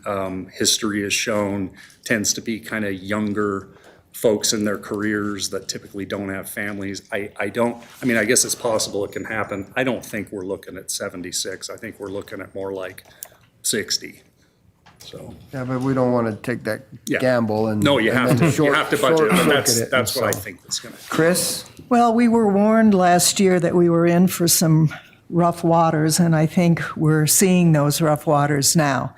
And I think we're kind of in the same situation with the zoo that we are with the police department, even though obviously you do very different things. And by that I mean, we gave the green light to every community partnership effort that John proposed, and he has come through on the new entry building. And so we find ourselves essentially in the position where if we, dare I use the word, defund the zoo, then we have demonstrated to our community that we enter into partnerships and financial agreements with them that we are then unable to complete.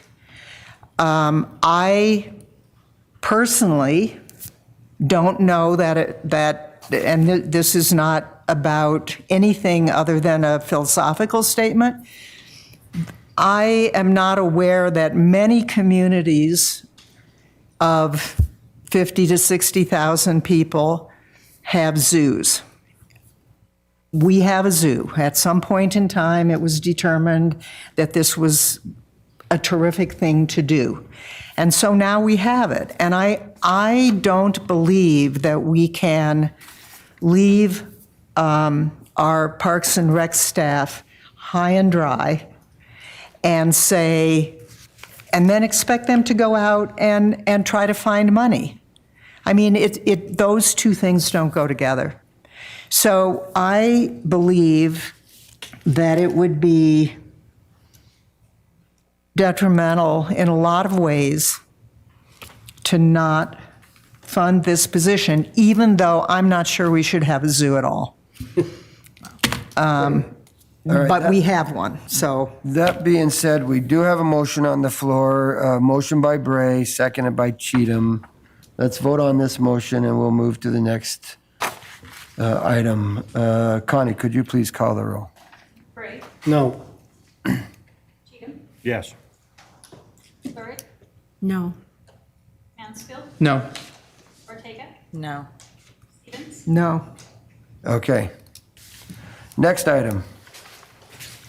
And I'm sorry, I have a question, and I know you've told me this, but it's a lot of paper. There's a lot of. And I didn't have It is much a time. lot of I didn't have much, and you have 10 times as much as I do, but I didn't have much time overnight I to. apologize. No, it's not your fault. You've done an amazing job, so thank you. It's just, we find ourselves in this situation. On the revenue expenditure sheet, could you tell me again, does the proposed expenditure column include staff? Yes. Okay. Yes, all of the things that you had tentatively approved at Heather's request with the new pay scales. Right. The CBA stuff, all of that is included. Right. How? And it includes all of the proposed new positions, just again, because of the way we had to build. Okay. How much of the 930,760 for mayor and council is staff costs? Essentially all of it. Okay. There's about $100,000 operating budget, that's about it. Okay, and can you help me understand what that 100,000 goes to, give or take? It goes to things like, of course, it's the only thing I didn't bring in with me. Printing giant paper. It goes into, printing the letterhead. It goes into travel and training. It goes into the legal expenses to pay for the code. It goes to advertising all of the city's legal ads in the paper. And do we run pretty close? You know, I mean, you've been there a lot of years. Are we, within 10 grand annually of that 100,000? We are usually pretty close, yeah. And what percentage of that goes to training, and not training necessarily new staff, but, council trainings, travel, going to Washington, D.C., et cetera, how much of, I would appreciate knowing a little bit more detail about how that 100,000 gets spent, because my perception is that we're going to be at the nitpicking stage, if we're not already, and, every 10 grand will count. Sure. There is quite an expenditure with 11, 12 people in our department for training. We do try to budget for all of you to go to the AIC spring and fall. We budget for trainings for the staff. HR has been fantastic with getting us a lot of discounted things for Excel and PowerPoint, things that we use every day.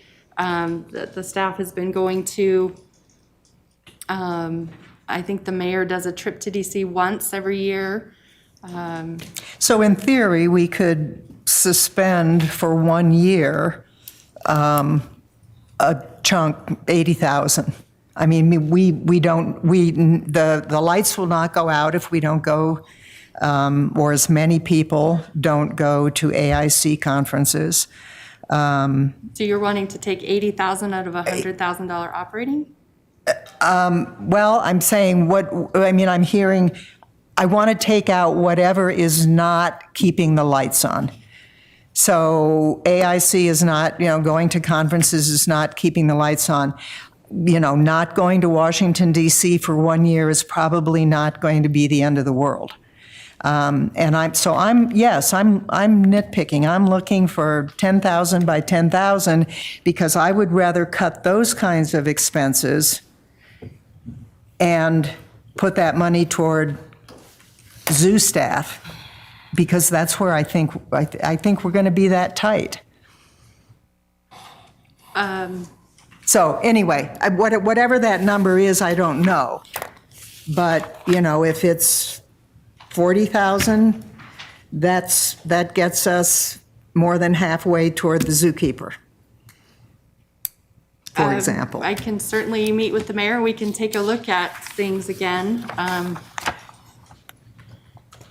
I think it'd be awfully difficult to operate a department of 11 or 12 with $20,000. Well, I mean, if it's only cutting 20,000, then it's cutting only 20,000, but that gets us 25% more than, a little bit more than 25% of the way toward the zookeeper as budgeted.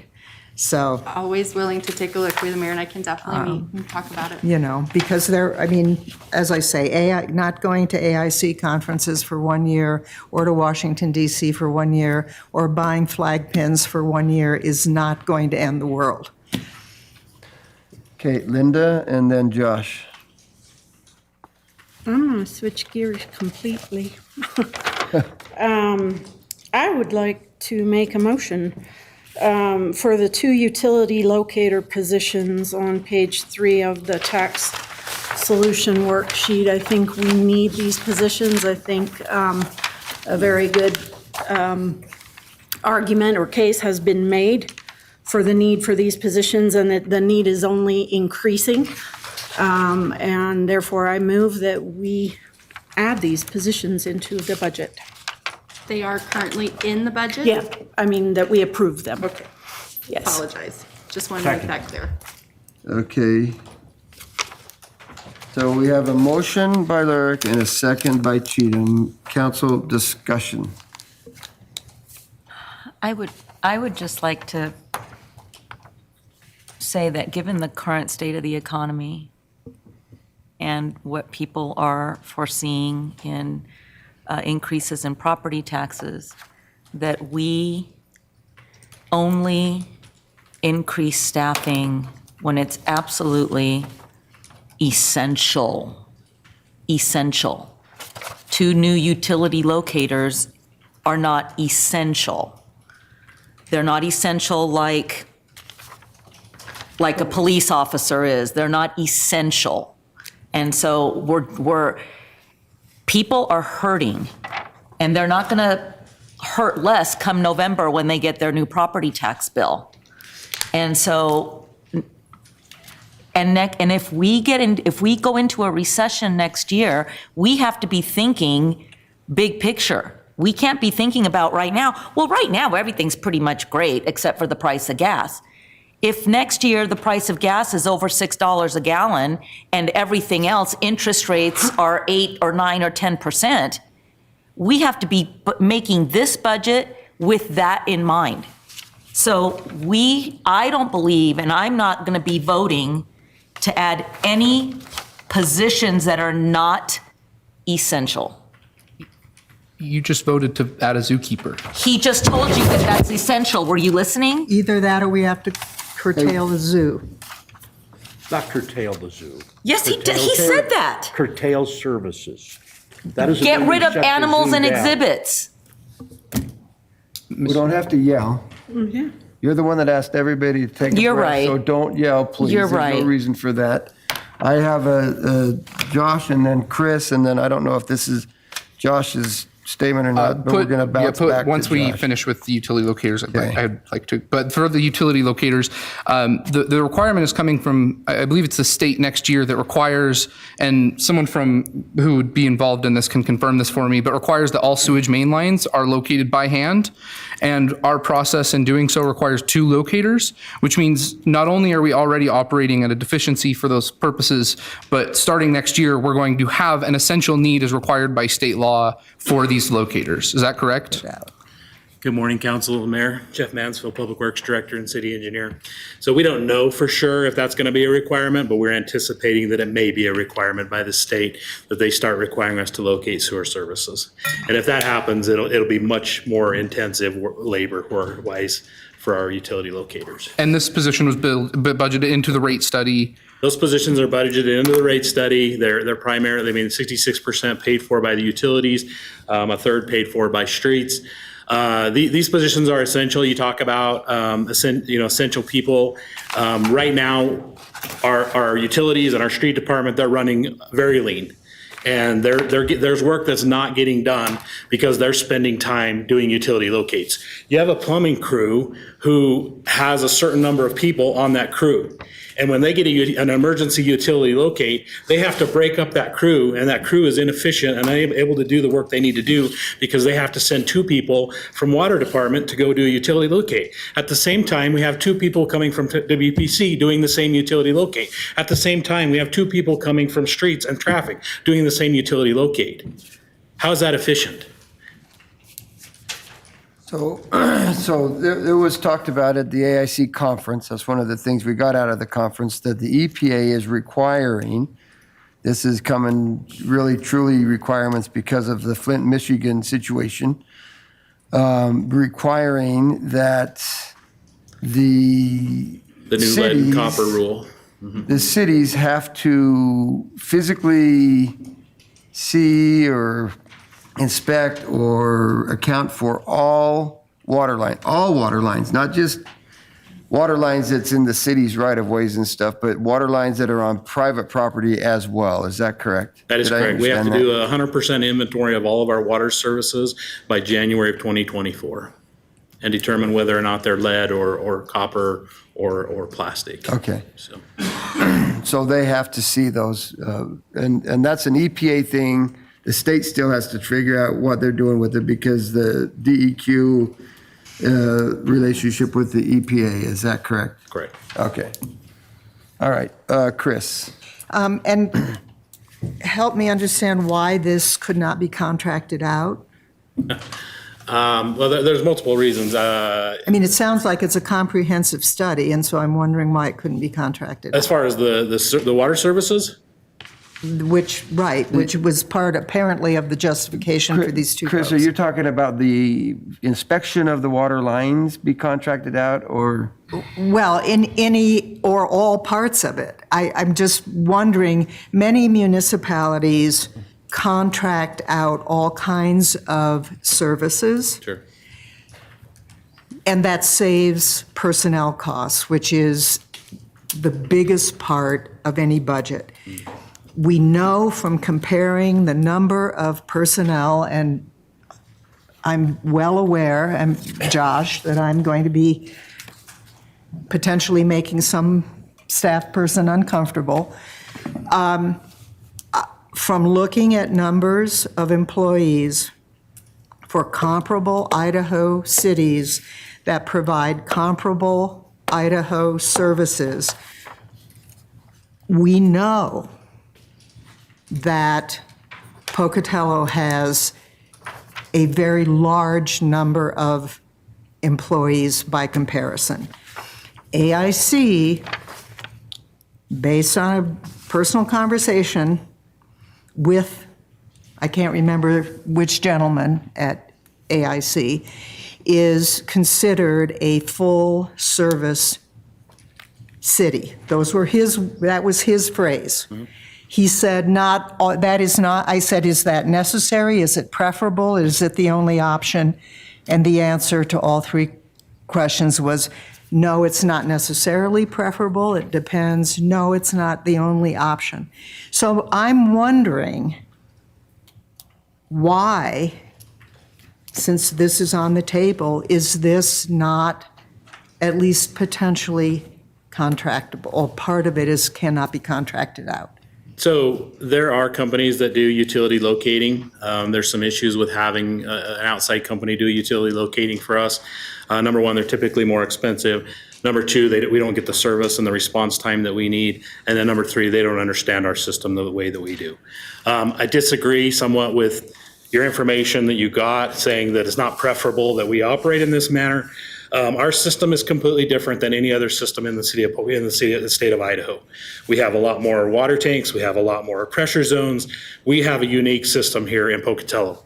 And I think that the level of efficiency and the level of operation that we provide was demonstrated during our budget presentations. If you looked at the rates that were provided by water and the rates that were provided by WPC, we were in the lower quartile out of all of those different communities. And so we do an excellent job with the amount of people and the amount of staff, the amount of money that we have available. Well, I don't think anybody's And disputing that. I wasn't comparing department by department. I was comparing citywide number of employees, just. Yeah, and I can't speak to that. That would have to be HR. Right, and I can't speak to, the number of public or utility employees versus others, but I'm talking citywide. Okay, so thank you, Jeff. With that, we have a motion on the floor. The motion is from Lyric, the second is from Cheatham. Connie, would you please call the roll? Yes. Cheatham, Yes. Gray, No. Mansfield, Yes. Ortega. Well, just to be clear, regardless of which way I vote, is this set in stone? What we're doing, right, is it set in stone? Soapstone.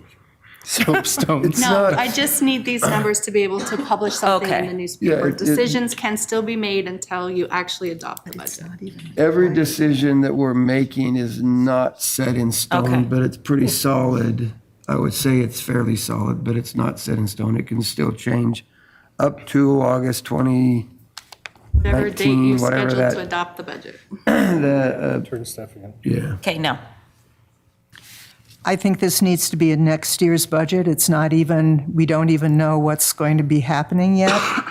And the legislature will need to give cities time to come up with the staff to do any new requirements, so I vote no.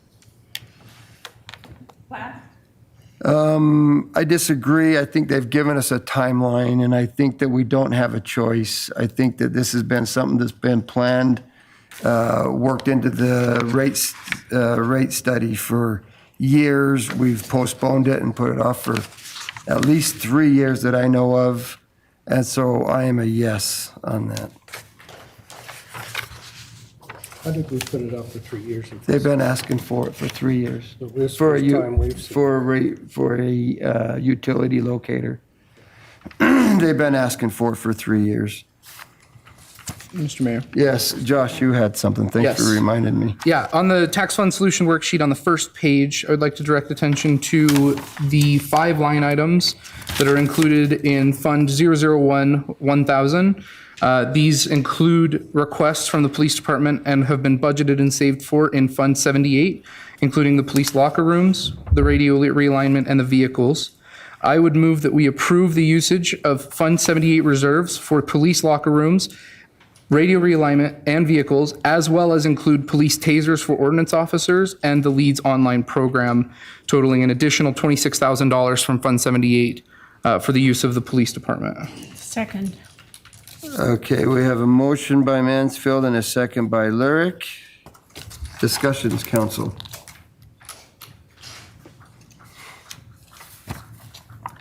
Just for the public, this is not a new tax ask. This is permission to budget so we can spend what we've already saved over the last years, so. Councilmember, may I ask a clarification? Please. The 26,000 additional for the tasers and the leads, you're also saying to pay for that out of Fund 78, which would come out of the Fund 78 reserve balance of 3.1. Correct, as we kind of discussed and was proposed by Councilmember Cheatham earlier. Perfect. Just wanted to make sure I get that on my sheet so Yep. that we get this done correctly if approved. Okay. Hearing no comments, Connie, we have a motion by Mansfield and a second by Lyric. Could you please call the roll? Mansfield, Yes. Lurick, Yes. Gray, Yes. Cheatham, Yes. Ortega, Yes. Stevens, Yes. Mr. Mayor, I propose that on page 2 of the solution worksheet, we have the top items, the S&E stormwater gap analysis, which is coming from, is a transfer from reserves. We have the water trail project and the fuel reduction initiative, both of which are grant funds. And we have the phone system upgrade, which is a Fund 50 reserve. And I propose that we build those into the budget. Second. So we have a motion by Stevens and a second by Mansfield. And Chris, basically, my question to you is basically follow the recommendations that are out here to the side. Correct. Okay. So we have a motion there. Council, any other discussion? With that, Connie, could you please call the roll? Stevens, Yes. Mansfield, Yes. Gray, Yes. Cheatham, Yes. Lurick, Yes. Ortega, Yes. Mr. Mayor, I propose that the next item, the driving simulator program, although it was well presented and I see the value in it, I think this is not the year to do it, and I make a motion that we eliminate it while recognizing its value. Second. Here we have a motion by Stevens and a second by Ortega, and a discussion.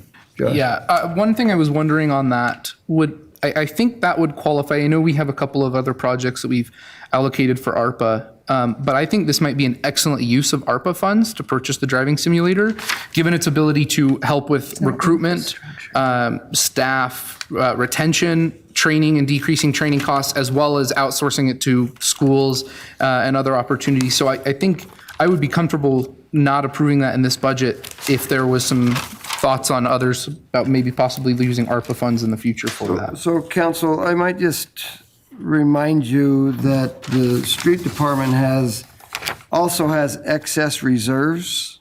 Oh, is that how that would be paid for? And my recommendation would be use those excess reserves, and I would flip back to page 1 and fill the pavement management increase. We know we're going to need an increase. Take that out of reserves this year and not a tax ask, and let's see what happens. The signal also could come out of those reserves. Tom, if I'm saying something I shouldn't, then you need to probably come up here. 950,000 right now. I would also look at 950,000. I've talked about pavement management at 500, Bannock Highway at 114. That's not quite 900, but we will get there. Thought you added the simulator. Not yet, but I will. Thought you were- But I will. 2 dump trucks at 500,000, a sweeper at 350, and then also that simulator at 300. And so that would be a use of Tom's excess reserves if we were to do that. But my recommendation would be we pull the trigger on that sooner than later, and we get dump trucks and sweepers ordered with a budget amendment. So, Tom, how much Of are some your sort, excess so- reserves? I mean, I think it's a 4.5, or a little over 4 million. okay, And that's over and above our 25, minimum. your contribution to the 25%. Mr. Mayor, I'd make a motion to approve the items that you just suggested. So we have, do we have a motion? So, Got a motion We on the already have a okay, motion on the floor. okay, Sorry. we have a motion to remove the driving simulator. And for clarification, that driving simulator is not budgeted currently, so. Yeah. Right. Yeah, Okay, so then is- to not add it in. perfect. So I'll amend my motion. You want to, you're amending your motion, or are you? Well, I'm making it matched reality because I was thinking it was built in and was removing it, and Ann just informed me that it is not built in, and therefore in order to eliminate it, I have to make a motion not to build it in.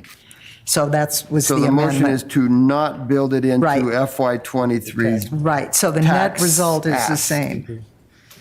Okay. So that motion has changed to not included in the tax ask in '23. Correct. And it was seconded that way as well. You're good with the motion. Let's vote on that and get that motion out of our way real Can we quick. just be really clear, though, before we vote on that motion? Your proposal about using reserves, That would not be a tax ask. right. And so if we vote yes on this motion to not include this in the budget or not add it in, then we can still Yeah. Vote to use reserves. vote for your proposal. Vote to use reserves, and unless Tom is going to come over here and beat me up for making that suggestion, then yes, that's as I understand it. Is that correct, Jared? Is there a need Okay. Yeah, you to just make a vote new on motion. not So we putting have a something in? motion. Yeah. Well, there's a motion, and so we've got the motion on the floor, so we'll go ahead and mean, vote. A motion by Stevens and a second by Ortega. Connie, could you please call the roll? Stevens, Yes, to not put it in. Yes. Gray, Yes. Cheatham, Yes. Lurick, Yes. Mansfield, Yes. Okay, council, if you're interested in what my suggestion would be to use some of that excess reserve, I would entertain a motion. Can you please, So, one more time? My recommendation would be, if you look at street operations in this tax fund solution, instead of use this and the tax ask for FY '23, we have $4.5-ish million of excess reserve in the street department. My recommendation would be take the pavement management and increase that for FY '23 using reserves, excess reserves. Pay for the Bannock Highway signal Take 3 million out of it. using the excess reserves. Buy the 2 dump trucks and plows using excess reserves. A sweeper using excess reserves, and the driving simulator using excess reserves. That would be my suggestion. So that is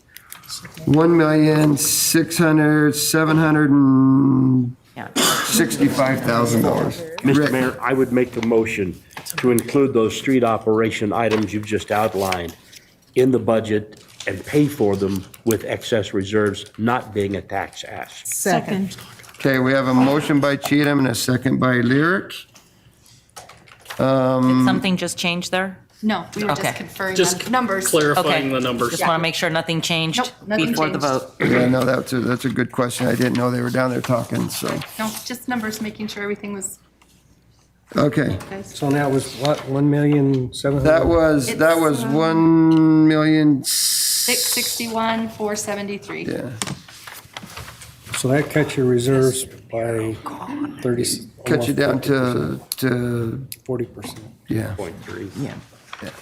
the excess reserves, not the reserves, but the excess reserves. Okay, any other discussion, council? With that, Connie, could you please call the roll? Sorry, who was the second? Lyric. Cheatham? Yes. Lurick? Yes. Gray? Yes. Mansfield? Yes. Ortega? Yes. Stevens? Yes. Brian, yes. I'm going to make a motion that we remove the 49,000 for building vehicle. It is Fine. not currently in the budget. So Just, that- so the first two things are asks to add in. So if you don't want them, you don't make a motion to add them in, I would say. Otherwise, they're not in there. Okay. So they will not be in there. Correct. Unless we make a motion to put them in. Add them in there, correct. Okay. Yes, Okay. approval for tax supported and approval for non-tax are not included in the budget. So unless you actually decide to put them in, they will not show Okay. up. Then I'll withdraw my motion. Okay. Josh? I am concerned about the duration of the fire truck tower. It went up, I think the numbers indicated 7% this year in cost. Chief, come on up here, Chief, so Please, yeah, people can please. hear what you're saying. I had a paper with it that it said, anyway, go ahead. Mayor and Council, Ryan O'Hearn, Fire Chief. We've had, since January of 2022, there was an increase in January of 7% and again in May. So we've had a 14% cost increase in 2022. And we don't foresee those costs going down anytime soon. I wouldn't think so.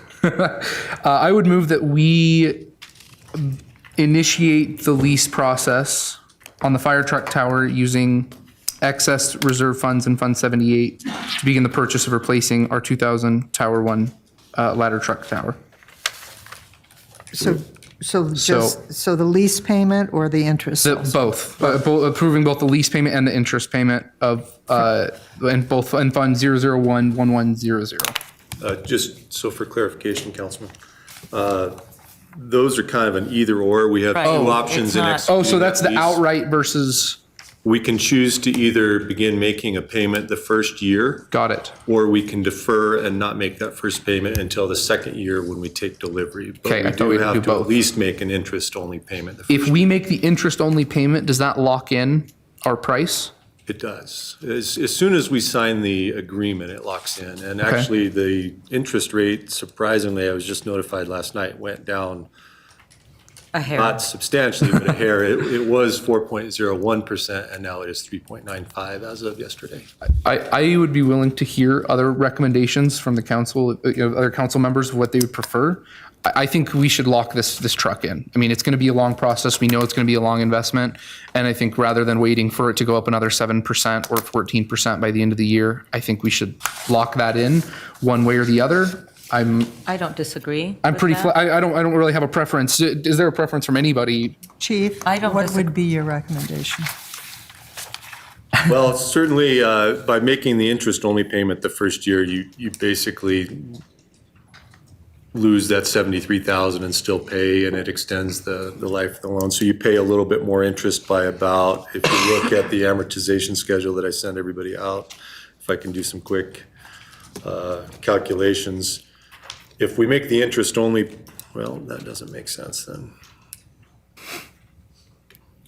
So what the We interest make is the interest-only freezes payment the price. first year, it adds roughly $74,000 to the cost over 10 years. So I guess it would be what the council is comfortable with committing And this, to for this, next year. this is coming from excess reserves, or this is a tax ask right off the Well, top? I do not believe that the fire department has that much in excess reserves. Our excess reserves would be in Fund 78, which we don't lay a specific claim to.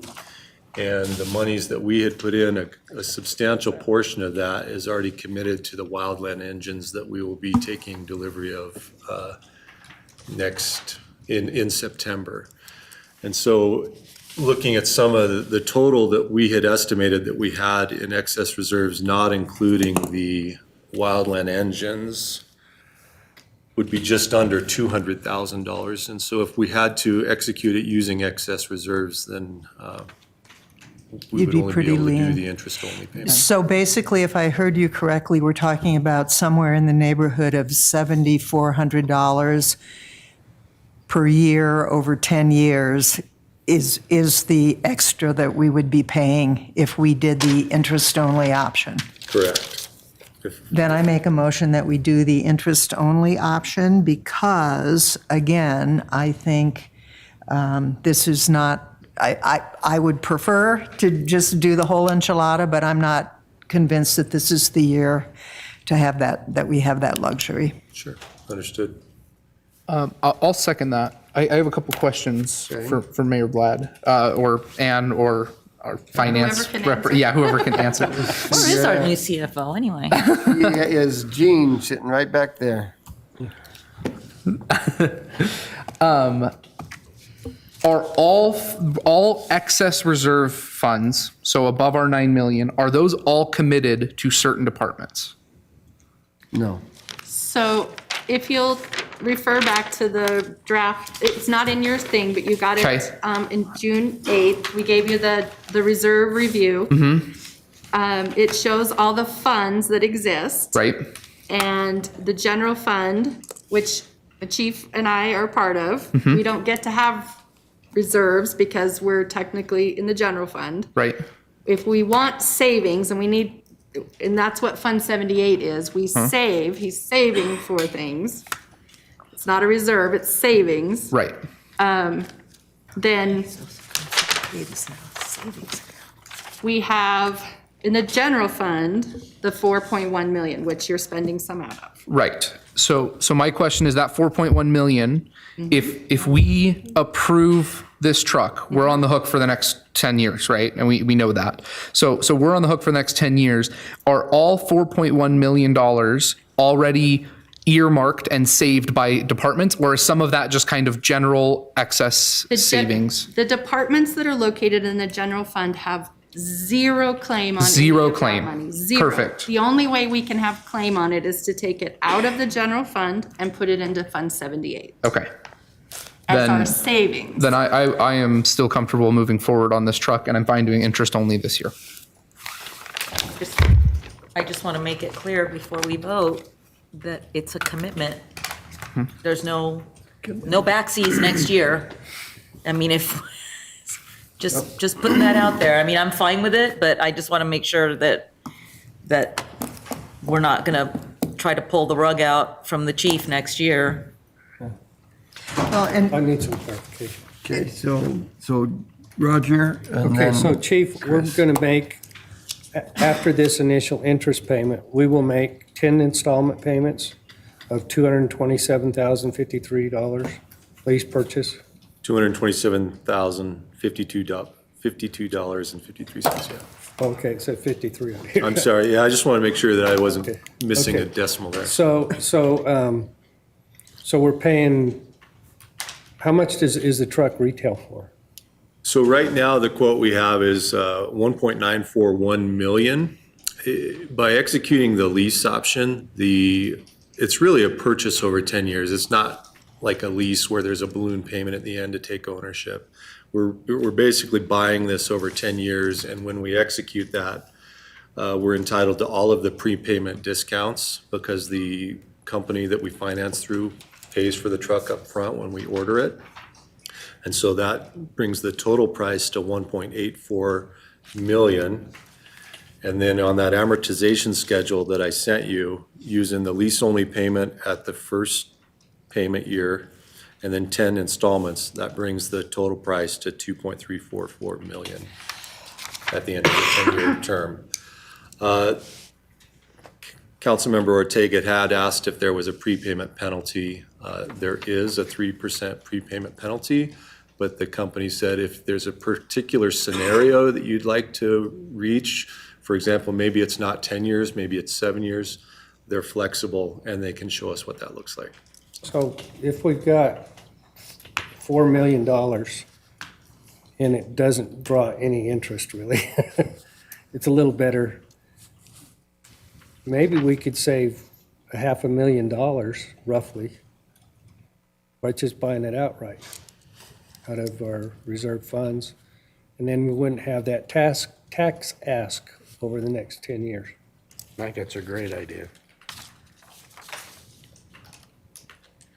It limits what we can do in other ways, but, you know, we're saving about 30% of what this would cost if we do it.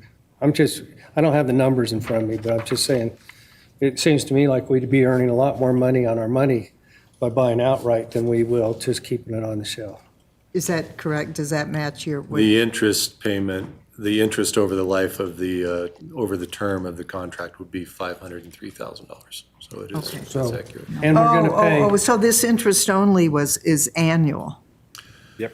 Okay, all right. Well, then I rescind, did I make a motion? Then No, I it's- rescind it. I don't remember if I did or not. but- Yes, you did make a motion. The interest only froze the price for a year until we actuated Right. the lease agreement, Right, right? Correct. all right. But if then we I will- buy this outright, we get the middleman out, we don't have, the 73,812 goes for our purchase outright instead of just interest. And I would just point out, and that's why I treated in the email that I sent you that included the payment terms, $56,000 of that is the 100% prepayment. We still would qualify for some of the other payment discounts as outlined at the top of that sheet. Just if we chose not to pay 100% upfront, obviously that saves you the most in prepayment, but there are If other you're going to make savings. that motion, I'll second it. Well, I just feel like sometimes it behooves us to save as much money as we can by buying these larger ticket items, if we can pay them outright.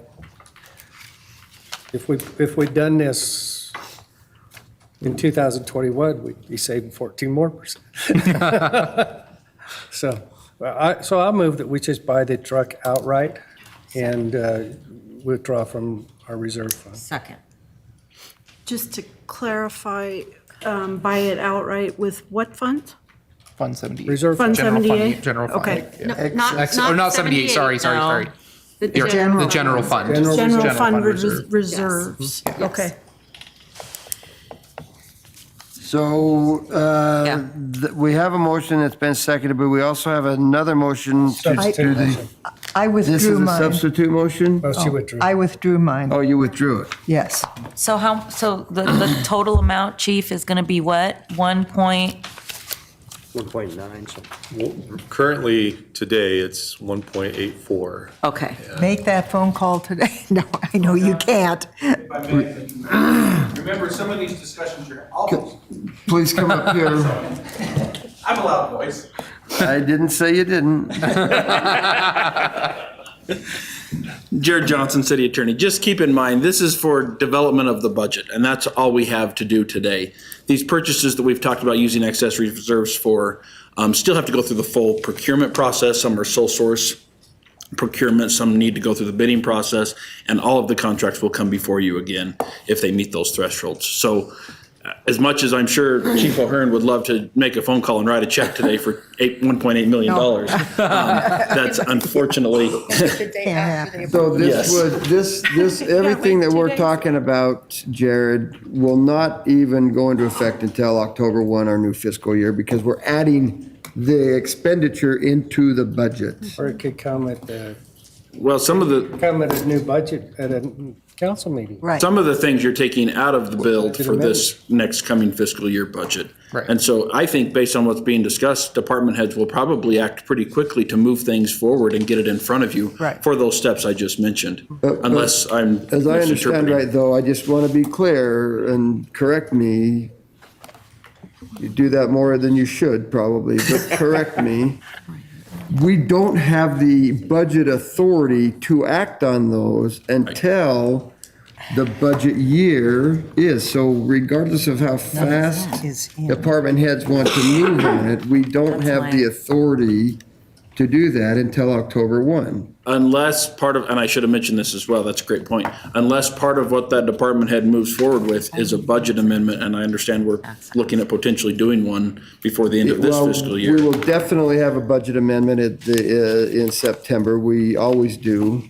So we to wrap could- everything up, so. So council could grant that authority as part of that budget amendment process, or it could be built as part of the authority in next year's I just budget. don't want, I think the department heads know that. I don't want the council to get excited that we can go and spend all this money and we'll see it next week in our agenda and stuff like that. I don't want, I just managing expectations right now is what I'm trying to do here, so. And really, my comments are as much for the public as anybody, realizing that council is not approving a bunch of purchases today. That there's still quite a process Yeah. to go through. We're approving things to build the budget. Yep, or to remove them from, or, yep, exactly. But it is giving direction on future acquisitions, for sure. Yeah. Okay. Thank you. Thank you. Okay, so with that, council, any other discussions on the motion? There's been a motion by Bray and a second by Ortega to buy the fire truck, the tower truck outright opposed to leasing it. Realizing that we probably won't get delivery for. Any idea delivery, is it going to be 2035 or? Currently, they're estimating 27 months It's from going to time come of out order. of streets, actually, 27 months from time of order, so 2.5 years. $4 million Okay. in excess reserve. Thank you. You're about right. Yeah, pretty close. All right, with that being said, we have a motion by Bray, a second by Ortega. Connie, could you please call the roll? Bray? Yes. Ortega? Yes. Cheatham? Yes. Lurick? Yes. Mansfield? Yes. Stevens? Yes, What was that number, 1.8? 4. Okay, We'll get it at a council meeting. well, we got to keep track of how much money we're taking out of Fund 78 excess, or the excess reserves. Nope, general. I got it. General General fund. fund. I got it. She's got it. 2.2 General million fund. left. I got it. And so, okay. Council, anything else? Yes, Mr. Mayor. Yes. And I don't know if this is something that we need to do or not. So you can tell me. The section on page 2 of options for removal, and we had a rather robust discussion about the patrol officers. And I would like to make a motion that they not be removed. That Just the patrol officers? They stay in the budget, they're Correct. They are in the currently budget budgeted. now. Already in The only there. thing that you would do would be if you want to make a motion to remove them. Yeah. Okay, that's why I'm asking, do Yeah, we need to so- make a motion? But I feel strongly that those need to stay in the budget. So I'm on record as stating that. Okay, they will be in, yeah, they are in the budget and, That the officers that we talked about regarding the grant as well as the ICAP, that those do not come out. yeah, they're still in and they have not been removed. Okay. Okay, yeah, Josh? For the modifier increases on the section above that on page 2, are those budgeted into, would there be a general fund impact? Yes. Are those budgeted in currently? No, what we do for the workers' comp fund right now is an 85% mod. Okay. And that has been budgeted in. However, they're asking to increase it by either 5%, 10%, or 15%. Those would be the additional amounts. And then those would be spread across all the departments, which would include all of the tax funds. So you can leave it at 85%. If you'll notice on your revenue versus expenditure, they are out of balance, but that is normal. They like to budget expenditures high because we don't know what our workers' comp's gonna be, even though the revenue doesn't support that, but they do have, if you'll notice at the end, they do have reserves that should they need it, they can come back to council and do a budget amendment. They have not had to in the past several years, so they do run out of budget. 23.6 in planning. Okay, It's up to you if you would like to increase it, but it will increase the numbers in the tax departments. if you want to, we need a motion. If you don't want to, we don't need a motion. The modifiers for the workers' comp. Okay. Okay, anything else, council, on this solutions worksheet that we want to, I have a question. yes? So, and this will probably have to wait since Heather isn't here. In the options for removal, why do we have a 29.3? I'm assuming O&M is operations and management? Yes, operations and maintenance. Maintenance. Why do we have a 29.3% increase in HR? I can defend that.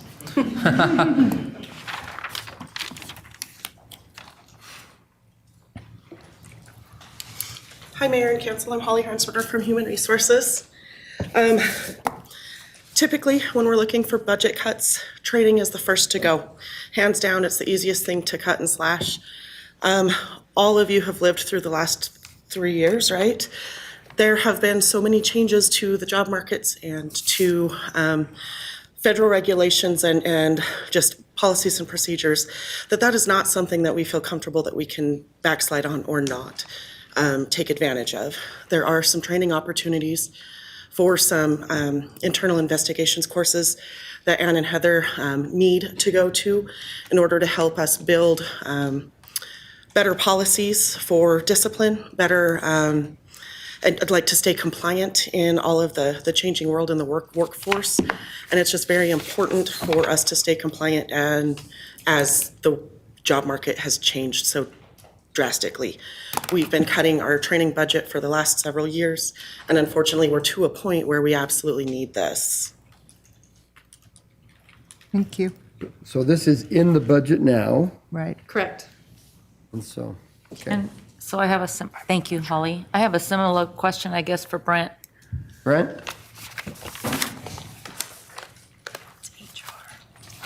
23.6% for your department. Could you just explain that for me, please? Yeah, no problem. So that increase, if you can recall back to my presentation that I gave, we're looking to do a complete rewrite of our zoning ordinance.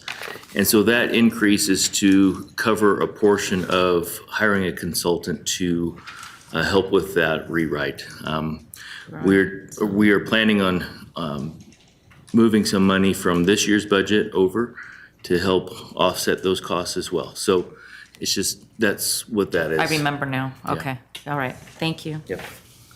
Okay, anything else, council? Okay.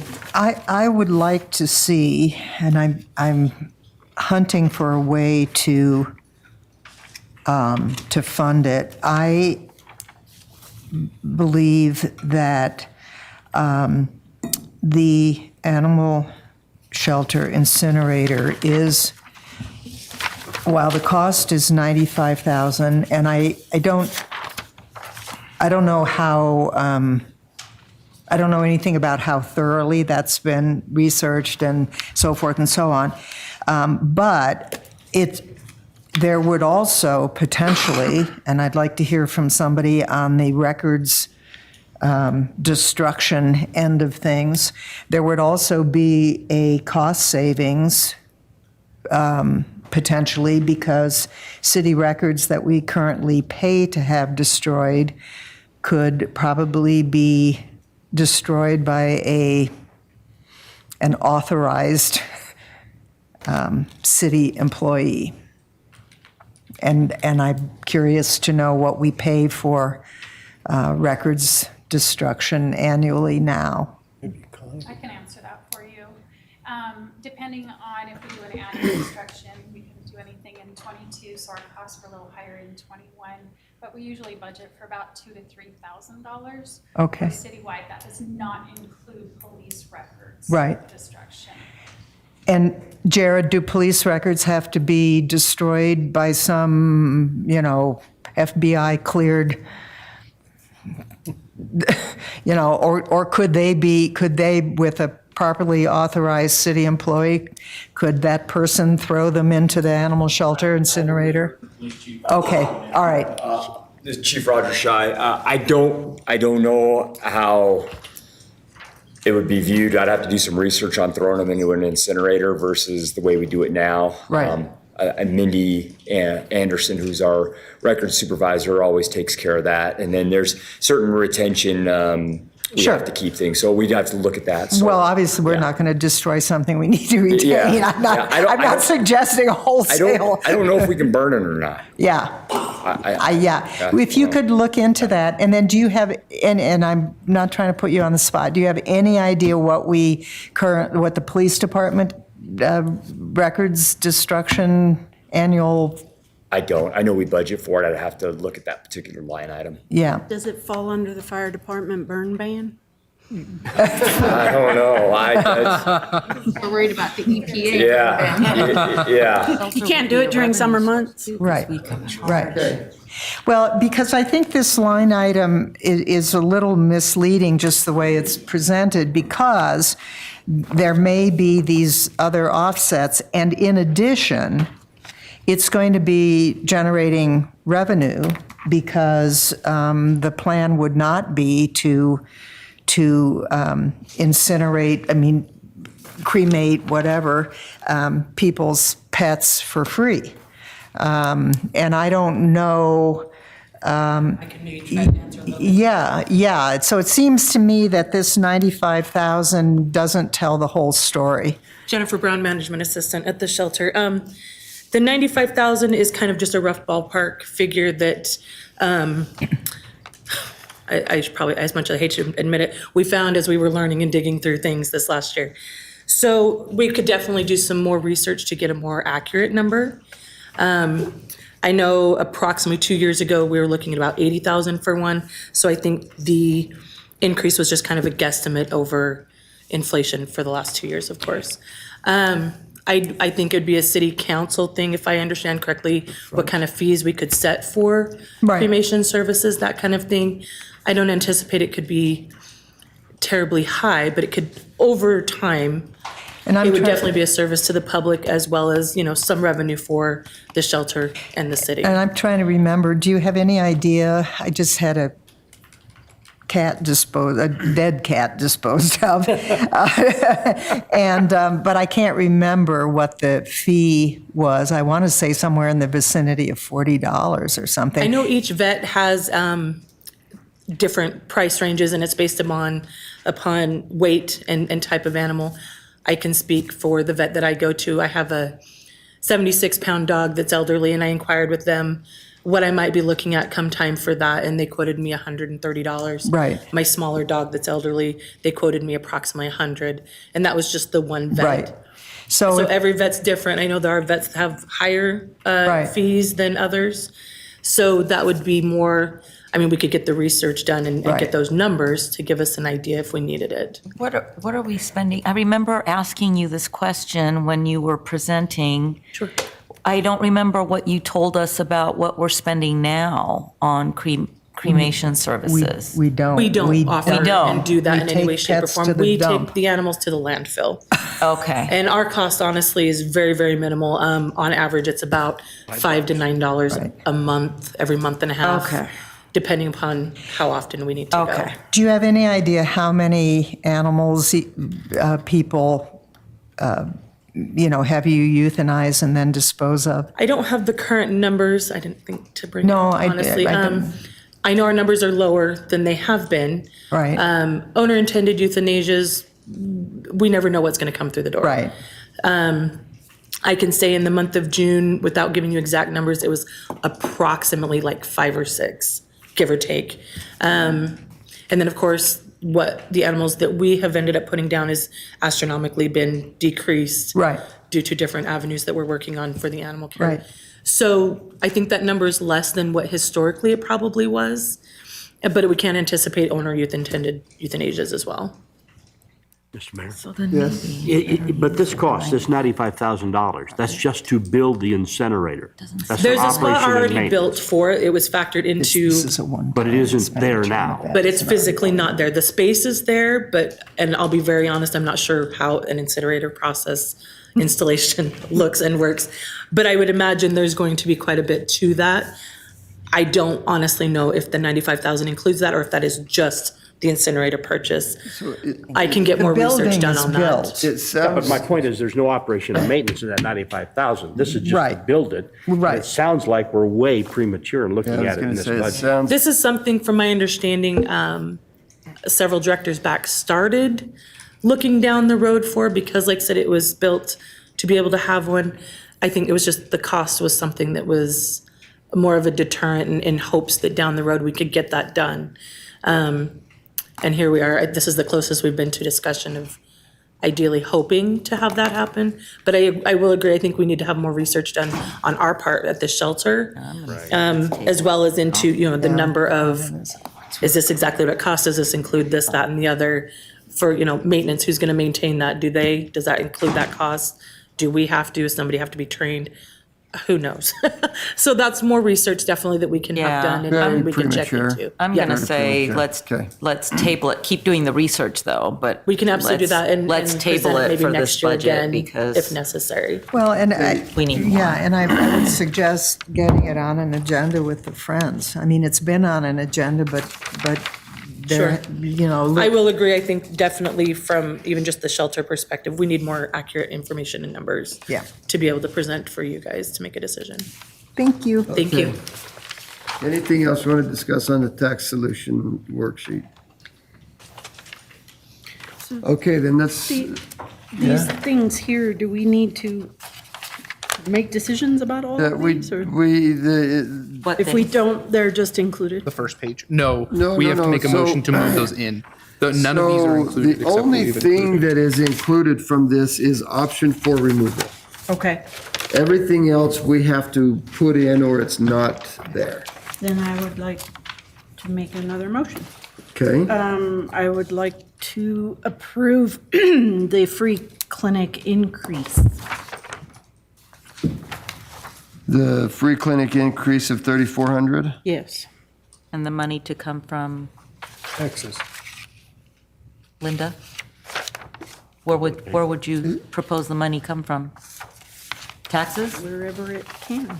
So taxes? Be general fund. Yeah. Okay. It would be a Taxable general general fund fund. tax ask would be the $3,400. We would need to add that into the tax ask If we vote for it. if we vote for it. So I don't know if that was a motion or if that was Yes. a.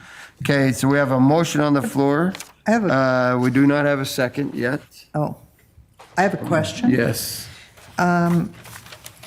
What, on page 2, under options for removal, what does eliminate mayor/council vehicle savings? So during my presentation, I mentioned that because we're in the general fund, I don't have any claim nor right to the general fund reserve money. So I take and try to, when I can, budget money in the savings account of Fund 78, so that at some point when the department vehicle needs to be replaced, I actually have money and I don't have to come to you in 1 year and say, I need $45,000 given the current prices to buy a new vehicle. So that $2,000 is the request in that budget to move for the savings, which would take it to $6,000 instead of $4,000. And so where is that informal fund at this point? For the mayor and council, it's $4,000 right It's now. not- It would take it to $6,000. Oh, with so that the $2,000. the savings account is now at 4,000? Correct. Okay. Mr. Mayor? And the vehicle is Tom here? I mean, Tom's over there. you know, I mean, I drive a 2008, which, you know, still gets 43 miles per gallon, so.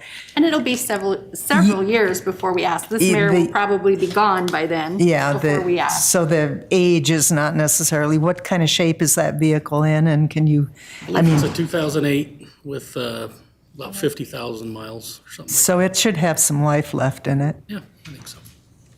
Okay.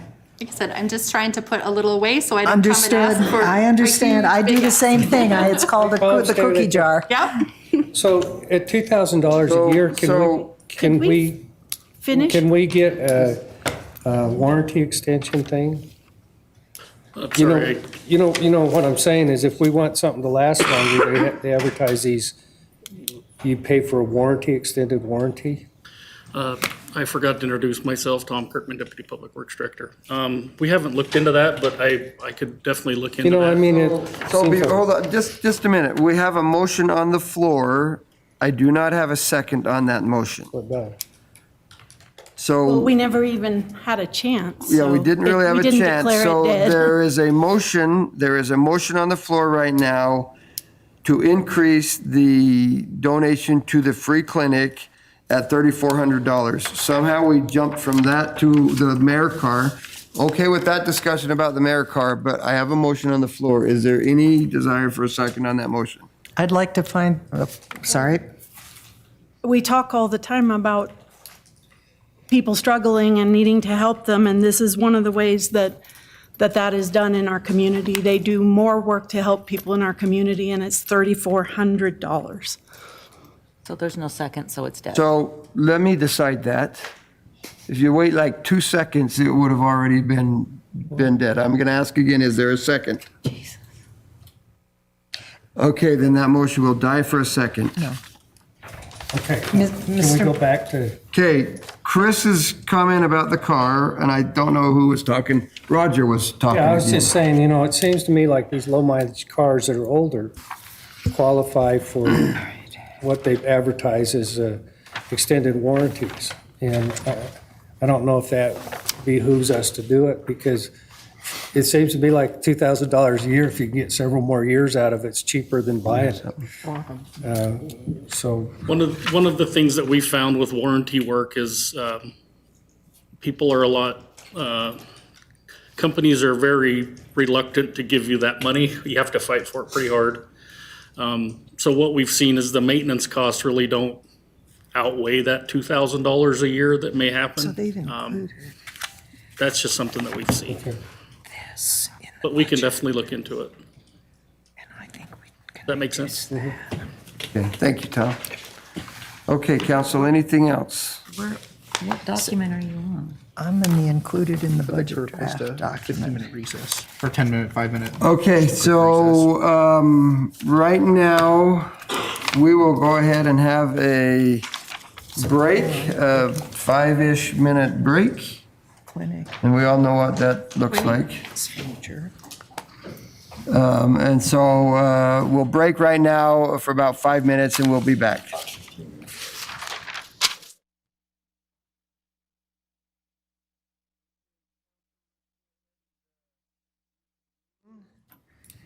this. So as soon as I get the thumbs up from Ken, I got the thumbs up. Thank you very much for joining us after the break. Council, one thing during the break, as I was thinking about things, there is one thing that we've talked about as a council. We've pushed the Public Works to do some research and do some stuff and worked to get a grant for the Center Street sidewalks. We have a match that we have to meet. That match is line 001-0601, front page of your tax fund solution. It's a $45,000 thing. We've got the grant. We need to make sure that we have that. So I would ask for consideration on that. And then I think that we're kind of done with this, Josh. Mr. Mayor, I would move that we approve the development of the budget, including a Fund 78 reserve use in the amount of $45,000 for the Center Street sidewalk match. Second. Okay, we have a motion by Josh Mansfield and a second by Lyric. Any discussion on that, council? Connie, could you please call the roll? Mansfield, Yes. Lurick, Yes. Bright, Yes. Cheatham, Yes. Ortega, Yes. Stevens gets. She stepped out. Okay, thank you very much. With that, council, I think Mr. Mayor? that we've gone through that pretty thoroughly. Yes, Councilwoman Lyric. I would like to make a motion. I think we have gone through this very thoroughly, and I want to thank Ann, first of all, for all this incredible work, and all of our staff. Thanks for putting this together. And I would like to make a motion to approve the budget as presented, including building in the interfund transfers and the use of reserves as we discussed. So I want some clarification on your motion, but wait, I'll get that after if there's a second to the motion. I thought we were getting more information, that this was just part of the process and we're not finished with it. We had other information was coming in. So I have a motion on the floor. Councilmember, what other information were you? Well, there were different people were up here and said, I'll get back to you on that. And I think it's premature to move a budget without hearing what they're getting back to us on. So I think, Linda, if I may, clarification, this is a clarification. I was waiting for a second, but I've got people waiting for some stuff. Your motion is to tentatively approve these things on this additional items for tentative approval so that we can get prepared for next week. Yes. And that information that Roger was just talking about is available. Is Yes. that correct? To approve building To the approve budget building, with it's the not, you're not decisions we've made. passing the budget, No, you're approving, this is not build the approving the budget. budget. It's approving building the budget as presented with all the decisions that we have made today, including those interfund transfers and use of reserves. Okay. So we have a motion on the floor, council.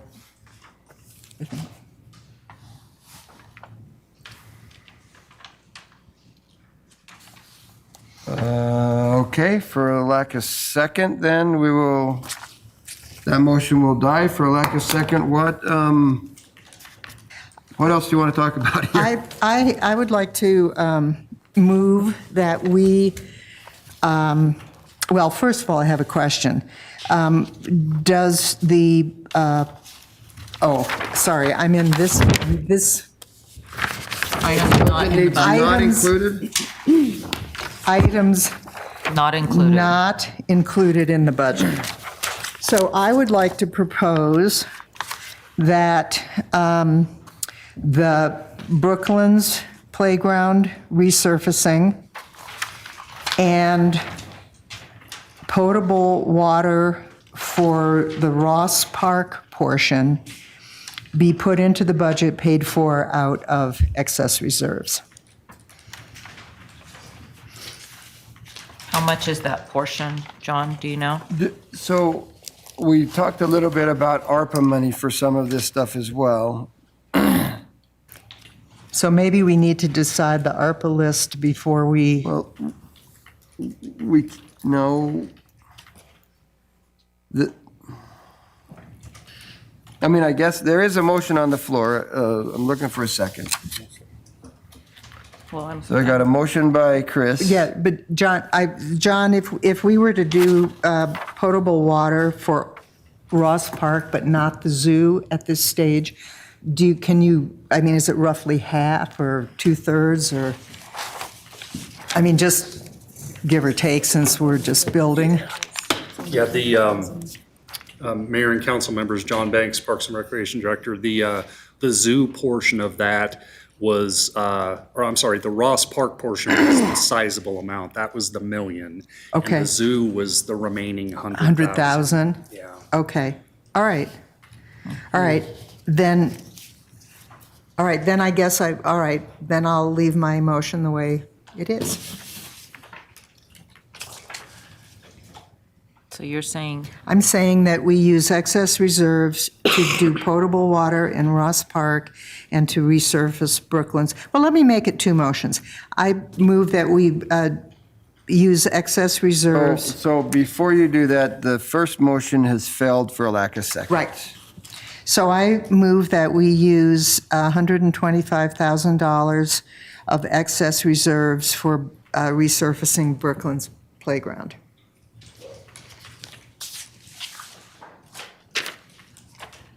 We have a motion on the floor, I'll second, so in discussion. and we have a second. So we can discuss it. Discussion. Mr. Mayor, Yes. would this potential use of funds qualify for ARPA funding? It's not infrastructure, really, is it? I would kind of call it infrastructure. It's a product that we have that's used, but I don't know if we know enough about the ARPA funds, if it is a qualifier, do we? Jeff's coming. Jeff? Here comes the ARPA man. Stay there, Jeff Mansell, Public Works Director and City Engineer. So within the ARPA funds, you have that $10 million, that first $10 million, which can be utilized for any services that are currently provided for by the government. And so it's kind of an open category that you can use for different things like that. so the answer is it qualifies? I believe it would. We'd have to do some checking into it, but I believe that it potentially could qualify under the ARPA funds. So while you're there, would the other part of that, the potable water for the Rossport Zoo and that, would that qualify under ARPA? Beg your pardon? Would the ARPA funds pay for the Ross Park potable water for the zoo in Ross Park? Yes, it could, I believe. Okay. And the slide? Would it pay for the slide? Because it's a service that we've been providing? Like I say, based on the interpretation that I've read, it says any service currently provided or traditionally provided by a government. Okay. So I would say the water is the biggest stretch. I disagree with that, because originally when this came out, it was focused on water, wastewater, and broadband. Oh, okay. I mean, that was the original intent of it when it initially came out, and then they kind of expanded the scope of what was available. Okay. Which is why our well number 2 fits so well within that category. Mayor and council, just a little bit of information. So I think Jeff and his staff was going to give an update on some of the ARPA projects and kind of status. Was it next week, Jeff, or? Now in September. That'll be in September. So that's a ways out. It'll be after. So this. a couple of Parks and Rec projects were kind of on that list for consideration. Things like roofs at Ross Park and the Ross Park slide, a couple of the water projects, Brooklands Playground resurfacing. Council had directed staff to get some fresh quotes on some of these things. We had initially had a price tag on, for instance, the Ross Park roofs of $80,000. The revised bid kind of post-COVID came in at 120,000. The previous estimate for the resurfacing was 165,000, knowing that Brooklands Buddies and Portneuf Valley Partners could probably kick in roughly 50-ish, so we were around that 125 range. Latest, greatest quotes are more in the 250-ish range post-COVID. Total or? Yes. So then I mean, what do you think that the community organizations might be able to come up with? And Rick, you probably might have some sense of that. And they seem to have about 50, There's Rick. about 50. They have about 50,000, so then that would, so 200. Okay. And what's the slide? The slide, we at? haven't been able to get a contractor out. We had Vortex out for a pre-COVID and kind of pre-partnership effort quote, and I've been kind of, having gone through the zoo entrance building construction and watching how that all happened, I've been kind of bumping that figure up, but we're still in the process of trying to get a contractor out to give us a revised quote.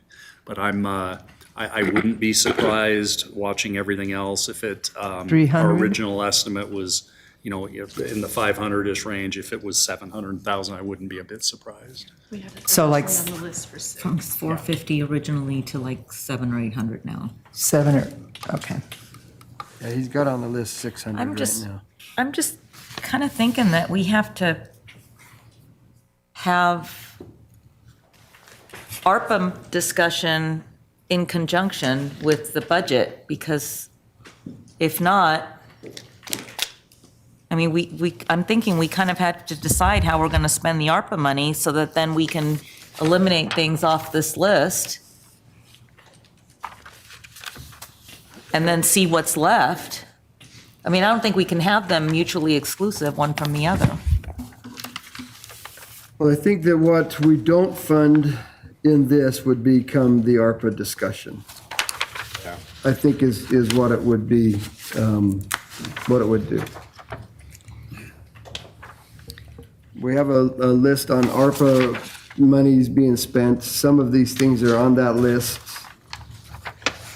Some of them are not. Well, but the reason I'm saying that is because if we, for example, the potable water, right? If we don't take $1 million from excess reserves for the potable water, and then it doesn't get voted to use that ARPA money for it, then that goes nowhere.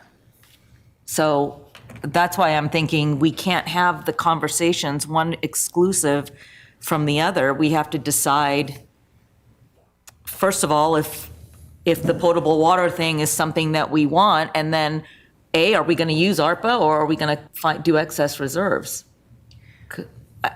I just don't see how we can do it. We could always do either one, though, through a budget amendment, Claudia, down the road. Yeah, but if we're fails in building the both places. budget, I think. Well, but I mean, now is the perfect, I mean, we're building a budget. Now's the perfect opportunity to do that so that we don't have to do a bunch of budget. I mean, because, sir, correct me if I'm wrong, but we don't want to be doing budget amendments all the time, right? Can't speak quite yet. I'd like to go back to something Josh said a few meetings ago when he said, doing things for the people is important. And I think particularly given all the other financial stresses and strains on community members, if somehow we build a budget that really does not provide anything tangible beyond Basic the services. basic services we already provide. We go for a high-ticket budget, and there's nothing in there for the people. I think that's, talk about a slap in the face. I think that's a real slap in the face to the community. So I would really like to see us, and we've deferred and deferred and deferred. It's kind of like HR's training. They've deferred and deferred and deferred until it's become critical. And with our parks, we've deferred and deferred and deferred, and we've got, golf course needs and pickleball court requests and tennis court repair needs and, Brooklands playground and roofs at Ross Park, and I mean, just on and on and on in that department. And I think if we keep deferring, we're telling the community that we care about ourselves as a city administration, but we don't care about them. So I would like to, I guess I'm going to, I don't know, did the previous motion, did it stand or die? It was second. It was seconded. We Okay. still have to vote on that. Okay. We've rambled and chased a lot of different rabbits down different holes, and so I'm prepared to vote on it if there's not we've got another comment. Just one quick comment. I just struggle with the idea that there's nothing in the, or not enough in the budget for the people. The entire budget is for the people. Everything we do is for the people. So that argument is just very odd to me. Well, it's not, because what we're talking It is. about, It is odd to me. Well- That's what I'm saying. because all this budget is providing is the same essential services. There's nothing aesthetic, With you. and there's nothing tangible for the people to utilize and to see and to enjoy in this budget. Essential services is what this budget is providing. That's it. The budget provides a lot of things, and it's all for the people of But this it's community. only essential services. That's all it is essential services. Show me one thing in the budget, Linda, that is not an essential service. I don't need to be attacked by you for It's- saying what my opinion is. I believe the budget is for the people. That's what I'm saying. So we have a motion on the floor. The motion was by Stevens. The second one was by Bray. Connie, Can we would you? discuss that first? I mean, What have we been doing? Well, we had John come up here, and we haven't even discussed what John brought up. He brought up that it's $250,000 now, and $125,000 won't touch that. And I think that makes it germane to have the discussion that we either have to upgrade this amount or we just discard it. Well, we have a motion with the amount I on know, it. but All right, And a John- then second on that I will motion. amend my motion to reflect John's information. And I think we're in the same, we can make the same argument for parks. And I'm not equating parks with the fire department in terms of, somebody's house isn't going to go up in flames if we don't do this. But do we try to nickel and dime this, down the trail? Or do we say we have excess reserves, let's use that money, and let's do something tangible that improves the quality of life in this community? And I think especially with the stressors, the social and financial stressors that are at play and may get worse before they get better, sitting on money that we could be spending for direct benefit and quality of life for our community we need to be spending that money and not banking it. But you're going to make a difference? So my motion, I rescind the other motion. My new motion is that we fund because the roofs wasn't on this list. But This is on the ARPA list. it was on the ARPA list, not this list. And so my current motion is I move that we use whatever amount you tell me, John, for the potable water at the park and at the zoo. So is this 1,100,000 a reasonable number? Okay. Yes. So that we use that amount of money from reserves in addition to 200,000 for Brooklands Playground from reserves and add that into the budget. Mr. Mayor, can I Unless make you a think comment? that something else is more important. Brooklands Playground is kind of our crown jewel of our park system. However, I don't feel that the facility has reached the unusable, unsafe Okay. stage at this point. I think this can wait until next fiscal All year. right, how about the roof? The roofs are at a critical point. At a They're critical leaking. point. All right, then my motion is that we spend $1,100,000 on potable water for the Ross Park and the zoo, and 80, The roofs, the fresh quote was 120. and 120,000 from reserves for the critical roofs. Second. From reserve, from excess We have a reserves. motion and a second, council discussion. I think both of those expenditures would be more appropriate from ARPA funding than using excess reserves. And that's why I want to have the conversations side by side. Which we've been having. Okay, so we have a motion. The original motion was withdrawn. So we have a second motion by Stevens and a seconded by Ortega. Connie, could you please call the roll? Stevens, Yes. Ortega, Yes. No. Cheatham, No. Lurick, No. Mansfield, No. Okay, thank you. Come on. And I make a motion that we have the ARPA, that we finalize the ARPA list before we continue these conversations, because we have two moving targets. We have asked staff to provide us with a lot of information that I don't know that they have all that information for us to continue that discussion on ARPA right now.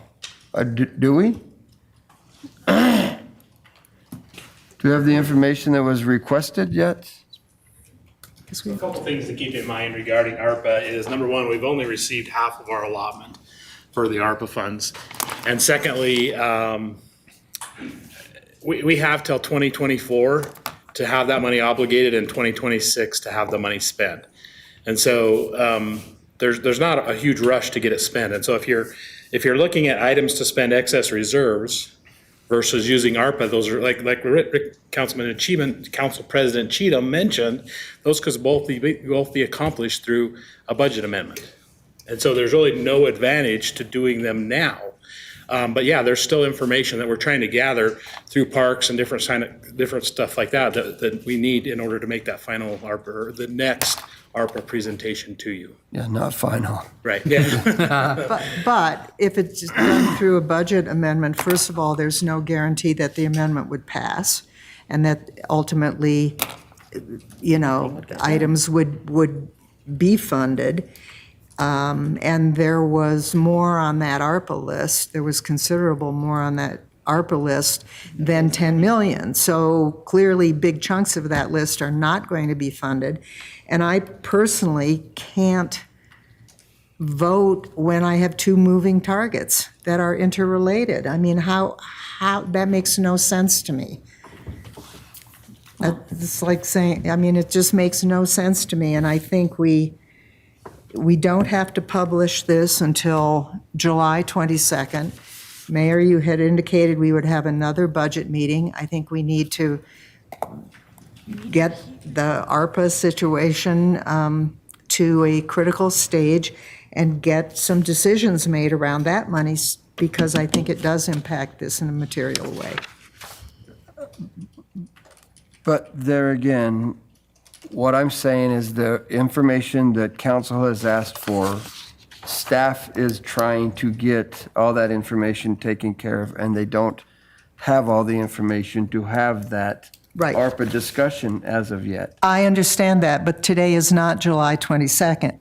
So I'm just curious, if we have to publish on July 22nd, as we were told, I guess at least an update. I mean, theoretically, I would assume that something has happened since May. Even if it's not complete, that there is some kind of update information available. I know that they are working on it. to get it done. We have a study session next week. And, I mean, that's kind of our, do you have any information, is there anything we can do that would move that forward? Are you still waiting for outside resources to respond and stuff? I mean, I feel like I'm banging my head against the wall here because we're not. I really don't have more of an update to give you right now. I didn't anticipate this conversation today. We provided a pretty comprehensive list at our last meeting, and we're at the point now. I mean, we're just kind of finalizing some of those final numbers. But at some point, council's going to have to make the decision on what they want to fund and don't fund. Exactly, and I absolutely agree with you, because at the very least, we could, even ballpark, we could say, all right, this is what we want to fund, and if we come up short, then these are the candidates, where the funding would be cut. I mean, at least that would give us something, and it doesn't particularly require any effort on the part of staff because we're not asking for final numbers. But it would, for me, impact my capacity to feel good about building a budget that includes some things that I believe are important to the community. I've talked about economic development until I'm blue in the face, and I think having a park system that is in dire straits is not a very good advertisement for come to our community. And we got feedback from Brent's town halls that the parks are important to people. They're important to people. They want more. They want that. So I really want to see something in this giant budget that gives people something that they can use other than paved roads and sidewalks and signals. That's all I'm saying, because essential services are the basic expectation of people when they're paying property tax. That's what you're paying for. But what else are they getting? Just essential services? That's it. Rick? They need to have something more. Rick? Well, I think, looking at that publication deadline on the 22nd, I think you have to understand that the writing that needs to be done at submission to the journal will probably have to be at least a week in advance. That leaves us 1 week basically from now to make those decisions and get it done. What we need to talk about is today's budget. Well, we have ARPA funding is something that doesn't have to be included in this discussion today. We can still have a great park system if we fund some of it through ARPA funding for the roof and for Brooklyn's playground and for the upgrades that we want to do out there. We're going to make decisions. As we saw on the list that Jeff prepared for us, there's far more requests and needs in this community than we will have funding for in those ARPA funds. And if we have to make some tough choices when it comes to looking at those specific dollars, we can do that then. But to me, these things would be a high priority. And I agree with you there, Claudia. It's just, today, we need to be looking primarily at what our general fund tax obligation budget's going to be. And I don't want to put these things in that. And I don't want to burn any more reserves. I think we burned our reserves down by what it sounds like better than half. Yeah, you have 2.2 left. Yeah, we burned roughly half of our excess reserves. And I think we need to basically leave those alone when we have another $10.5 million that we can consider to pay for these other things with. So how would you feel about, because I don't think we line itemed in this budget any money for capital improvements. And I believe, if I'm remembering from past budgets, that we consciously put money into capital $1 billion. improvements as part of the budget process? We did. Last year you said remove it, and so it was removed. Right. This year we removed it again with the foregone balance that we removed. And so we are not planning any more of those right now. We're not putting money in this year's budget for capital improvements. How, is there a fund balance in capital improvements currently? It's the Fund 78, And that's the money that's all earmarked by departments? A lot of it, not all of it. How much is Some of not? it you have pulled out of, just specifically like the 45,000 comes out of the base reserves. The base reserve that's not accounted for in the savings is only 1.3. So, And so you've spent 45 of that so far. So you have 1.3 in that capital. so contingency. that is in addition to the excess reserves, which is at 2 point whatever. 0.2. Then that is also money, since what the things we've been talking about are capital improvements, are they not? That's what we've been spending money on today, yeah. And I think we've got to get going on the slide at least, because that's, I mean, first of all, it's an eyesore. It looks ghetto. Plus it's a revenue. And we're not taking advantage of a potential, well, not a potential, of a revenue source. And the cost for that, just like the fire trucks, is just going to go up. And I feel that we need to put something in this budget that we publish on the 22nd. We need to do something concrete for our parks so that people see that it's real, it's not guaranteed, but it's as guaranteed as anything else. I do think that Rick is right. Everything can be done, all of this stuff can be done through a budget amendment when you have that opportunity. Well, I'm not saying that it can't be, I just don't think that's the way we should be going. Okay, Josh? I with the solution worksheet, the last thing I just maybe want to hear from a quick review from Brent about the computer software for the planning. That was something that I know was discussed extensively by multiple departments that we haven't discussed today. So Brent, is Richard in here? Is Richard here? So it was $207,000. Did we have anticipation of means to pay for that? Just a quick, do we recoup any of that money? Give me a quick recap again of what that looks like. You want to start? You want me to? So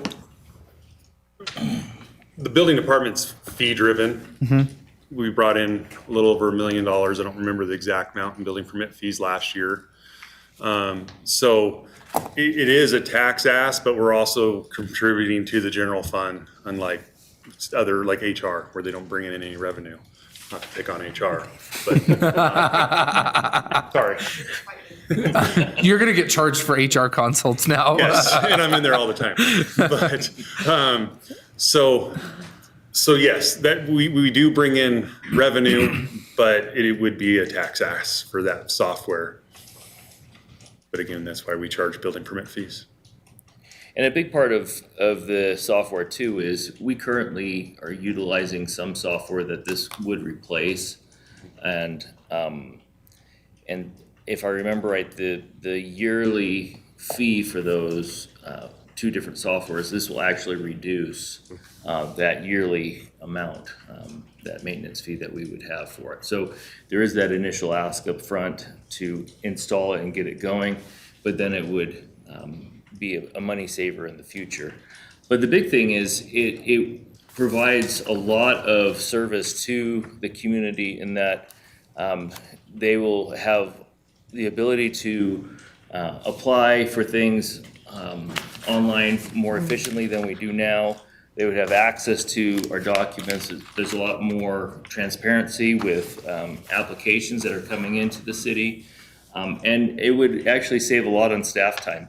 The amount of time we spend doing research and trying to go through all of our paper files and trying to search for things for the public, it would reduce a lot of that time. And so it would be a huge savings as far as our staff time.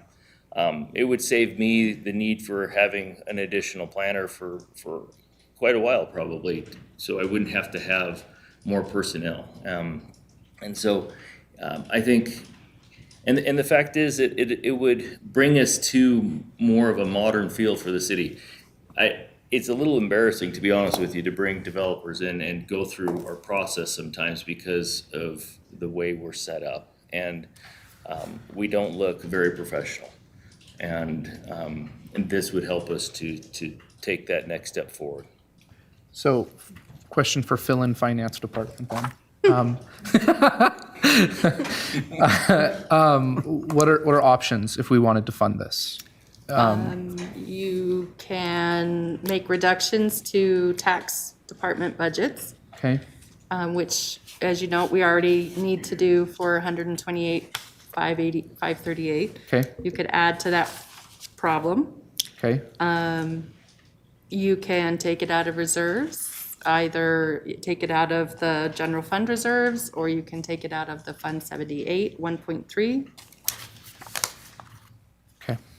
It would seem to me it would be more appropriate out of general fund reserve, since Richard's department generates a couple of $100,000 a year in excess fees that go into the general fund.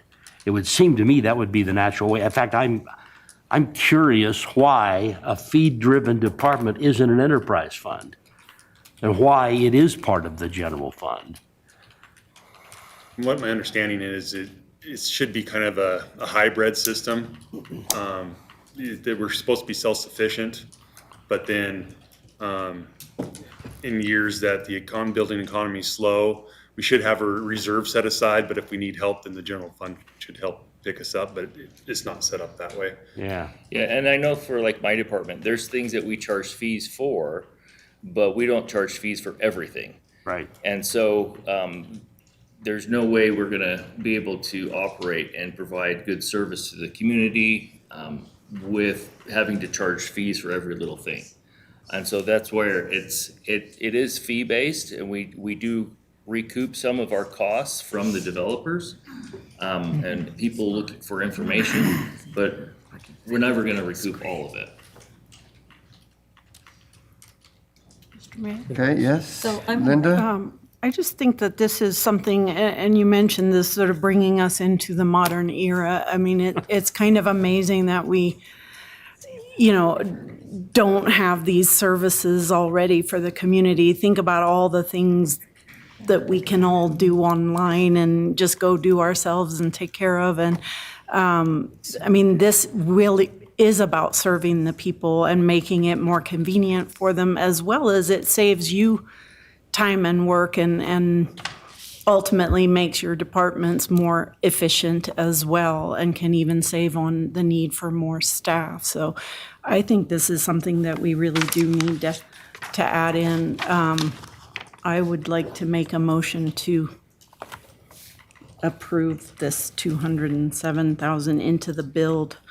And What was the recommendation on? I think Rick is right. It would come out of the general fund General reserve fund if you're reserves. willing to do that. second. Be the best place for it. And we have a second by Chris. Okay, question. Okay, we got a question. Sometime back, I asked a question about the correlation between the permits and the value for the building. We have 10 houses going up, valued at 700, or, gotta get this right, 748,784. I'd like to find 10 houses in Pocatello that you could buy for an average cost of that. Yeah, we haven't addressed our fee schedule in a long time, but at the same time, we're still bringing in excess of what it costs to run the department. Like this year was almost $300,000 excess. So it's kind of hard to keep asking our builders to pay more building permit fees, because we do need to look at that fee process, but if the money's going to be spent elsewhere in the general fund, it's kind of hard to ask the builders to fund that. We are a collective city, and they can't sell houses if we don't have parks. They can't sell houses if we don't have police. They can't sell houses if we don't have fire departments. All those are part of the supporting nature for them to have that economy of scale. That's impact fees, though. Impact. But we don't have impact fees. Yeah, but you can't use, so a fee needs to pay for the service that it's being used for. And so, if you're paying a planning fee, it needs to be for that planning service. It shouldn't be going to a general fund to be used in a different department. And the same goes for the building department. Those building permit fees should be going into the general fund to be used by the building department to serve the purpose of that building permit. You can't use one fee to pay for something else. Well, I just see the discontinuity because we charged $9,298 for these 10 permits. In the other, just down below, we have 2 permits, and they paid $8,992, and the valuation's about 100 or 200,000 more. But there's a discontinuity there too. Yeah. You know, so we're charging one. There is different fee breakdown on type of permits. Residential permit has a certain valuation, commercial has another, and they bring in different fees. I spent an hour and a half with Richard, one of his staff members, about a year and a half ago, because I saw that those didn't make sense. And once we sat down and broke it down and looked at the differential, because you've not only got the building permit, but then in there you've got mechanical fees, you've got HVAC fees, you've got plumbing fees that all go in to make that home what we see as the final product. And the fee schedule makes sense, but boy, you got to break it down to its elemental level to figure out exactly how it works. And it does need to be looked at in the future. It's just a very big project. Well, you know, we just approved the 2 people for the Public Works to go out and find the lines and stuff like that. Mm-hmm. I think that has more to do with building than anything else, you know, but they're not coming. But that's for utilities and utility I know, easements and in the right way, that's different. But I think that's all part of the infrastructure we provide so the building department can function. And I don't think you could function as a building department if we didn't have those. They're locating private utilities, gas, power.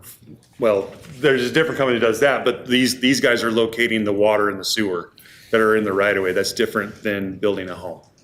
Well, but they need to know where to connect up to both of those, don't they? In a subdivision, those connection points are already there. They're stubbed normally with a 2x4 out of the ground or something like that. What these locators are for is if a water main breaks on pole line, they got to go out there and locate where everything is. Or if they're running fiber optics on Yellowstone, they need to go out and locate where our water and sewer connections for. That's what those 2 positions are for. It's completely different than new construction. Well, but I thought we had to map all construction according to the lead and copper stuff. Yeah. Yeah, but it's different. It is construction, but there's broken up in different categories. That's a utility. I'm just saying that it's a new thing that, to me, that the building department is so isolated in its revenues and use of revenues, because this city back in 2008, when the things really turned down, it was the building department and the revenues generated that helped us maintain. Because of Hoku building and the building fees off of that, hospital building, those fees off that, they just really drove the city in a hard time. And it helped our city survive when other cities were doing curtailments. And so to not see it as all part of the whole pie is foreign to me. And so, you know, I think these fees, you know, we charge them more to connect up to water and sewer than we do just to have our services for a building department. Yes, we do. It's a lot of money, but So- good gold is not cheap. Okay. Well, where are we in actually having a budget? Whether, I mean, I understand it's the published budget, but the income and expenses still have to, like, match, right? We can't publish a budget where we have a deficit. Yeah. So where are we in terms of, have we actually approached that So goal? before you go there. Let's not chase any more rabbits down any more holes until we vote on this.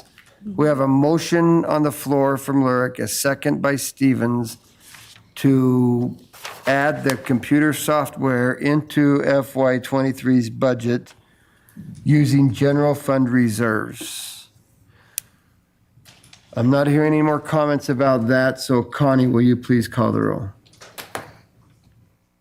Burke, Yes. Stevens, Yes? Craig, Yes. Cheatham, Yes. Mansfield, Yes. Yes. Okay, thank you. Chris, now your question to Ann. Ann can, Yeah, I'm just curious, kind of, after all of this, are we even within shouting distance of our goal? Yes. If What is our goal? Yes, so what I need to have happen now so that I can bring you an updated with everything that you've approved or not approved or whatever, is for somebody to make a motion to approve everything as presented, including the things that you have voted to add, and to allow me to do the interfund transfers so that then I can get you the increase for what that would be for the tax funds, and then the additional approval of reserves and/or Fund 70 transfers listed on this sheet, so that I can then go back through and zero out a lot of the reds. so what I will do is. I already made that motion, and I would like to remake it. Motion was made, died for lack of second, so we will look back at the original motion maker. Go ahead, and Linda. Yes, I would like to make that motion that I made before, that we approve building the budget as presented with all the decisions that we have made today, including the interfund transfers and the use of reserves. Second. Okay, we have a motion by Lyric and a second by Stevens. And we have a couple questions. Roger and then Claudia. If we approve this, we haven't talked about the 1% foregone balance that we're taking. Correct, it is built in So there at this this is point. assuming a 4% tax increase, the 3% we can get and the 1% foregone. That is correct. But I'm assuming we will have an opportunity at some point, for example, to discuss the new proposed salary schedule and all of that stuff that has remained looming and unaddressed. So the budget is built with the new salaries. Right. And Heather has her presentation coming next week. Right. And Holly's taken notes on what you'd asked to have her specifically address, so we should have that. And then hopefully I can have, pending, let's hope July wasn't like my June and I get who knows what this time, updated numbers and this great updated spreadsheet to all of you. So hopefully there will be much less red and everything will be ready for your review. So Claudia, you had something. Well, I want to know when, and I know that it's what you've done is mind-boggling, but when are we going to see the real numbers? And that is that next Thursday? Is that next week? I guess I need to know what you mean by real The real numbers without the red, when you put all the numbers in, is Yes. that next week? What's I don't that? want to wait till Yes. the day we have to approve to publish My plan is to see that. to take what you've approved today, plug those in, and then update this and bring it to you on next Thursday. That's at the been our work goal session. today, is to be able to get those, quote, real numbers so that you'll be able to look at those for next week. That's my plan. Okay, we have And I think we do have a little leeway, other than the 22nd, because when we published wrongly 2 years ago or 3 years ago, we were able to alter our ad after we published wrongly. Correct, And and so- but that was because she published a week earlier than I'm planning to publish. Okay, but I thought it was late July. We are going to publish the very last week in July and the week of the actual budget meeting. Okay. And so those are the two required publications that we must do before you do your budget hearing. Okay. So the 22nd is the drop dead. That is the date. I have to have it to ISJ So on the 21st, if you go through and rip this all to bits, I'm going to be here till 4 o'clock in the morning on the 22nd. And I won't say nice words, just to let you know. But that's where the 22nd date comes in, because we are pushing it down because, unfortunately, because of my illnesses, we had to push everything down, so. So with that, we have a motion by Lurick and a second by Stevens. Connie, could you please call the roll? Lurick, Yes. Stevens, Yes. Gray, I can't vote for taking more than any council I've ever been associated with. No. Cheatham, Yes. Mansfield, Yes. Ortega, Yes. Okay, thank you very much. Okay, council, thank you. Staff has directions. We will be getting these numbers and we'll get them to you as quickly as we possibly can. Thank you very much. With that, we are adjourned for until, I guess, 5 o'clock or 5:30 when we have our next meeting tonight. So thank you very much.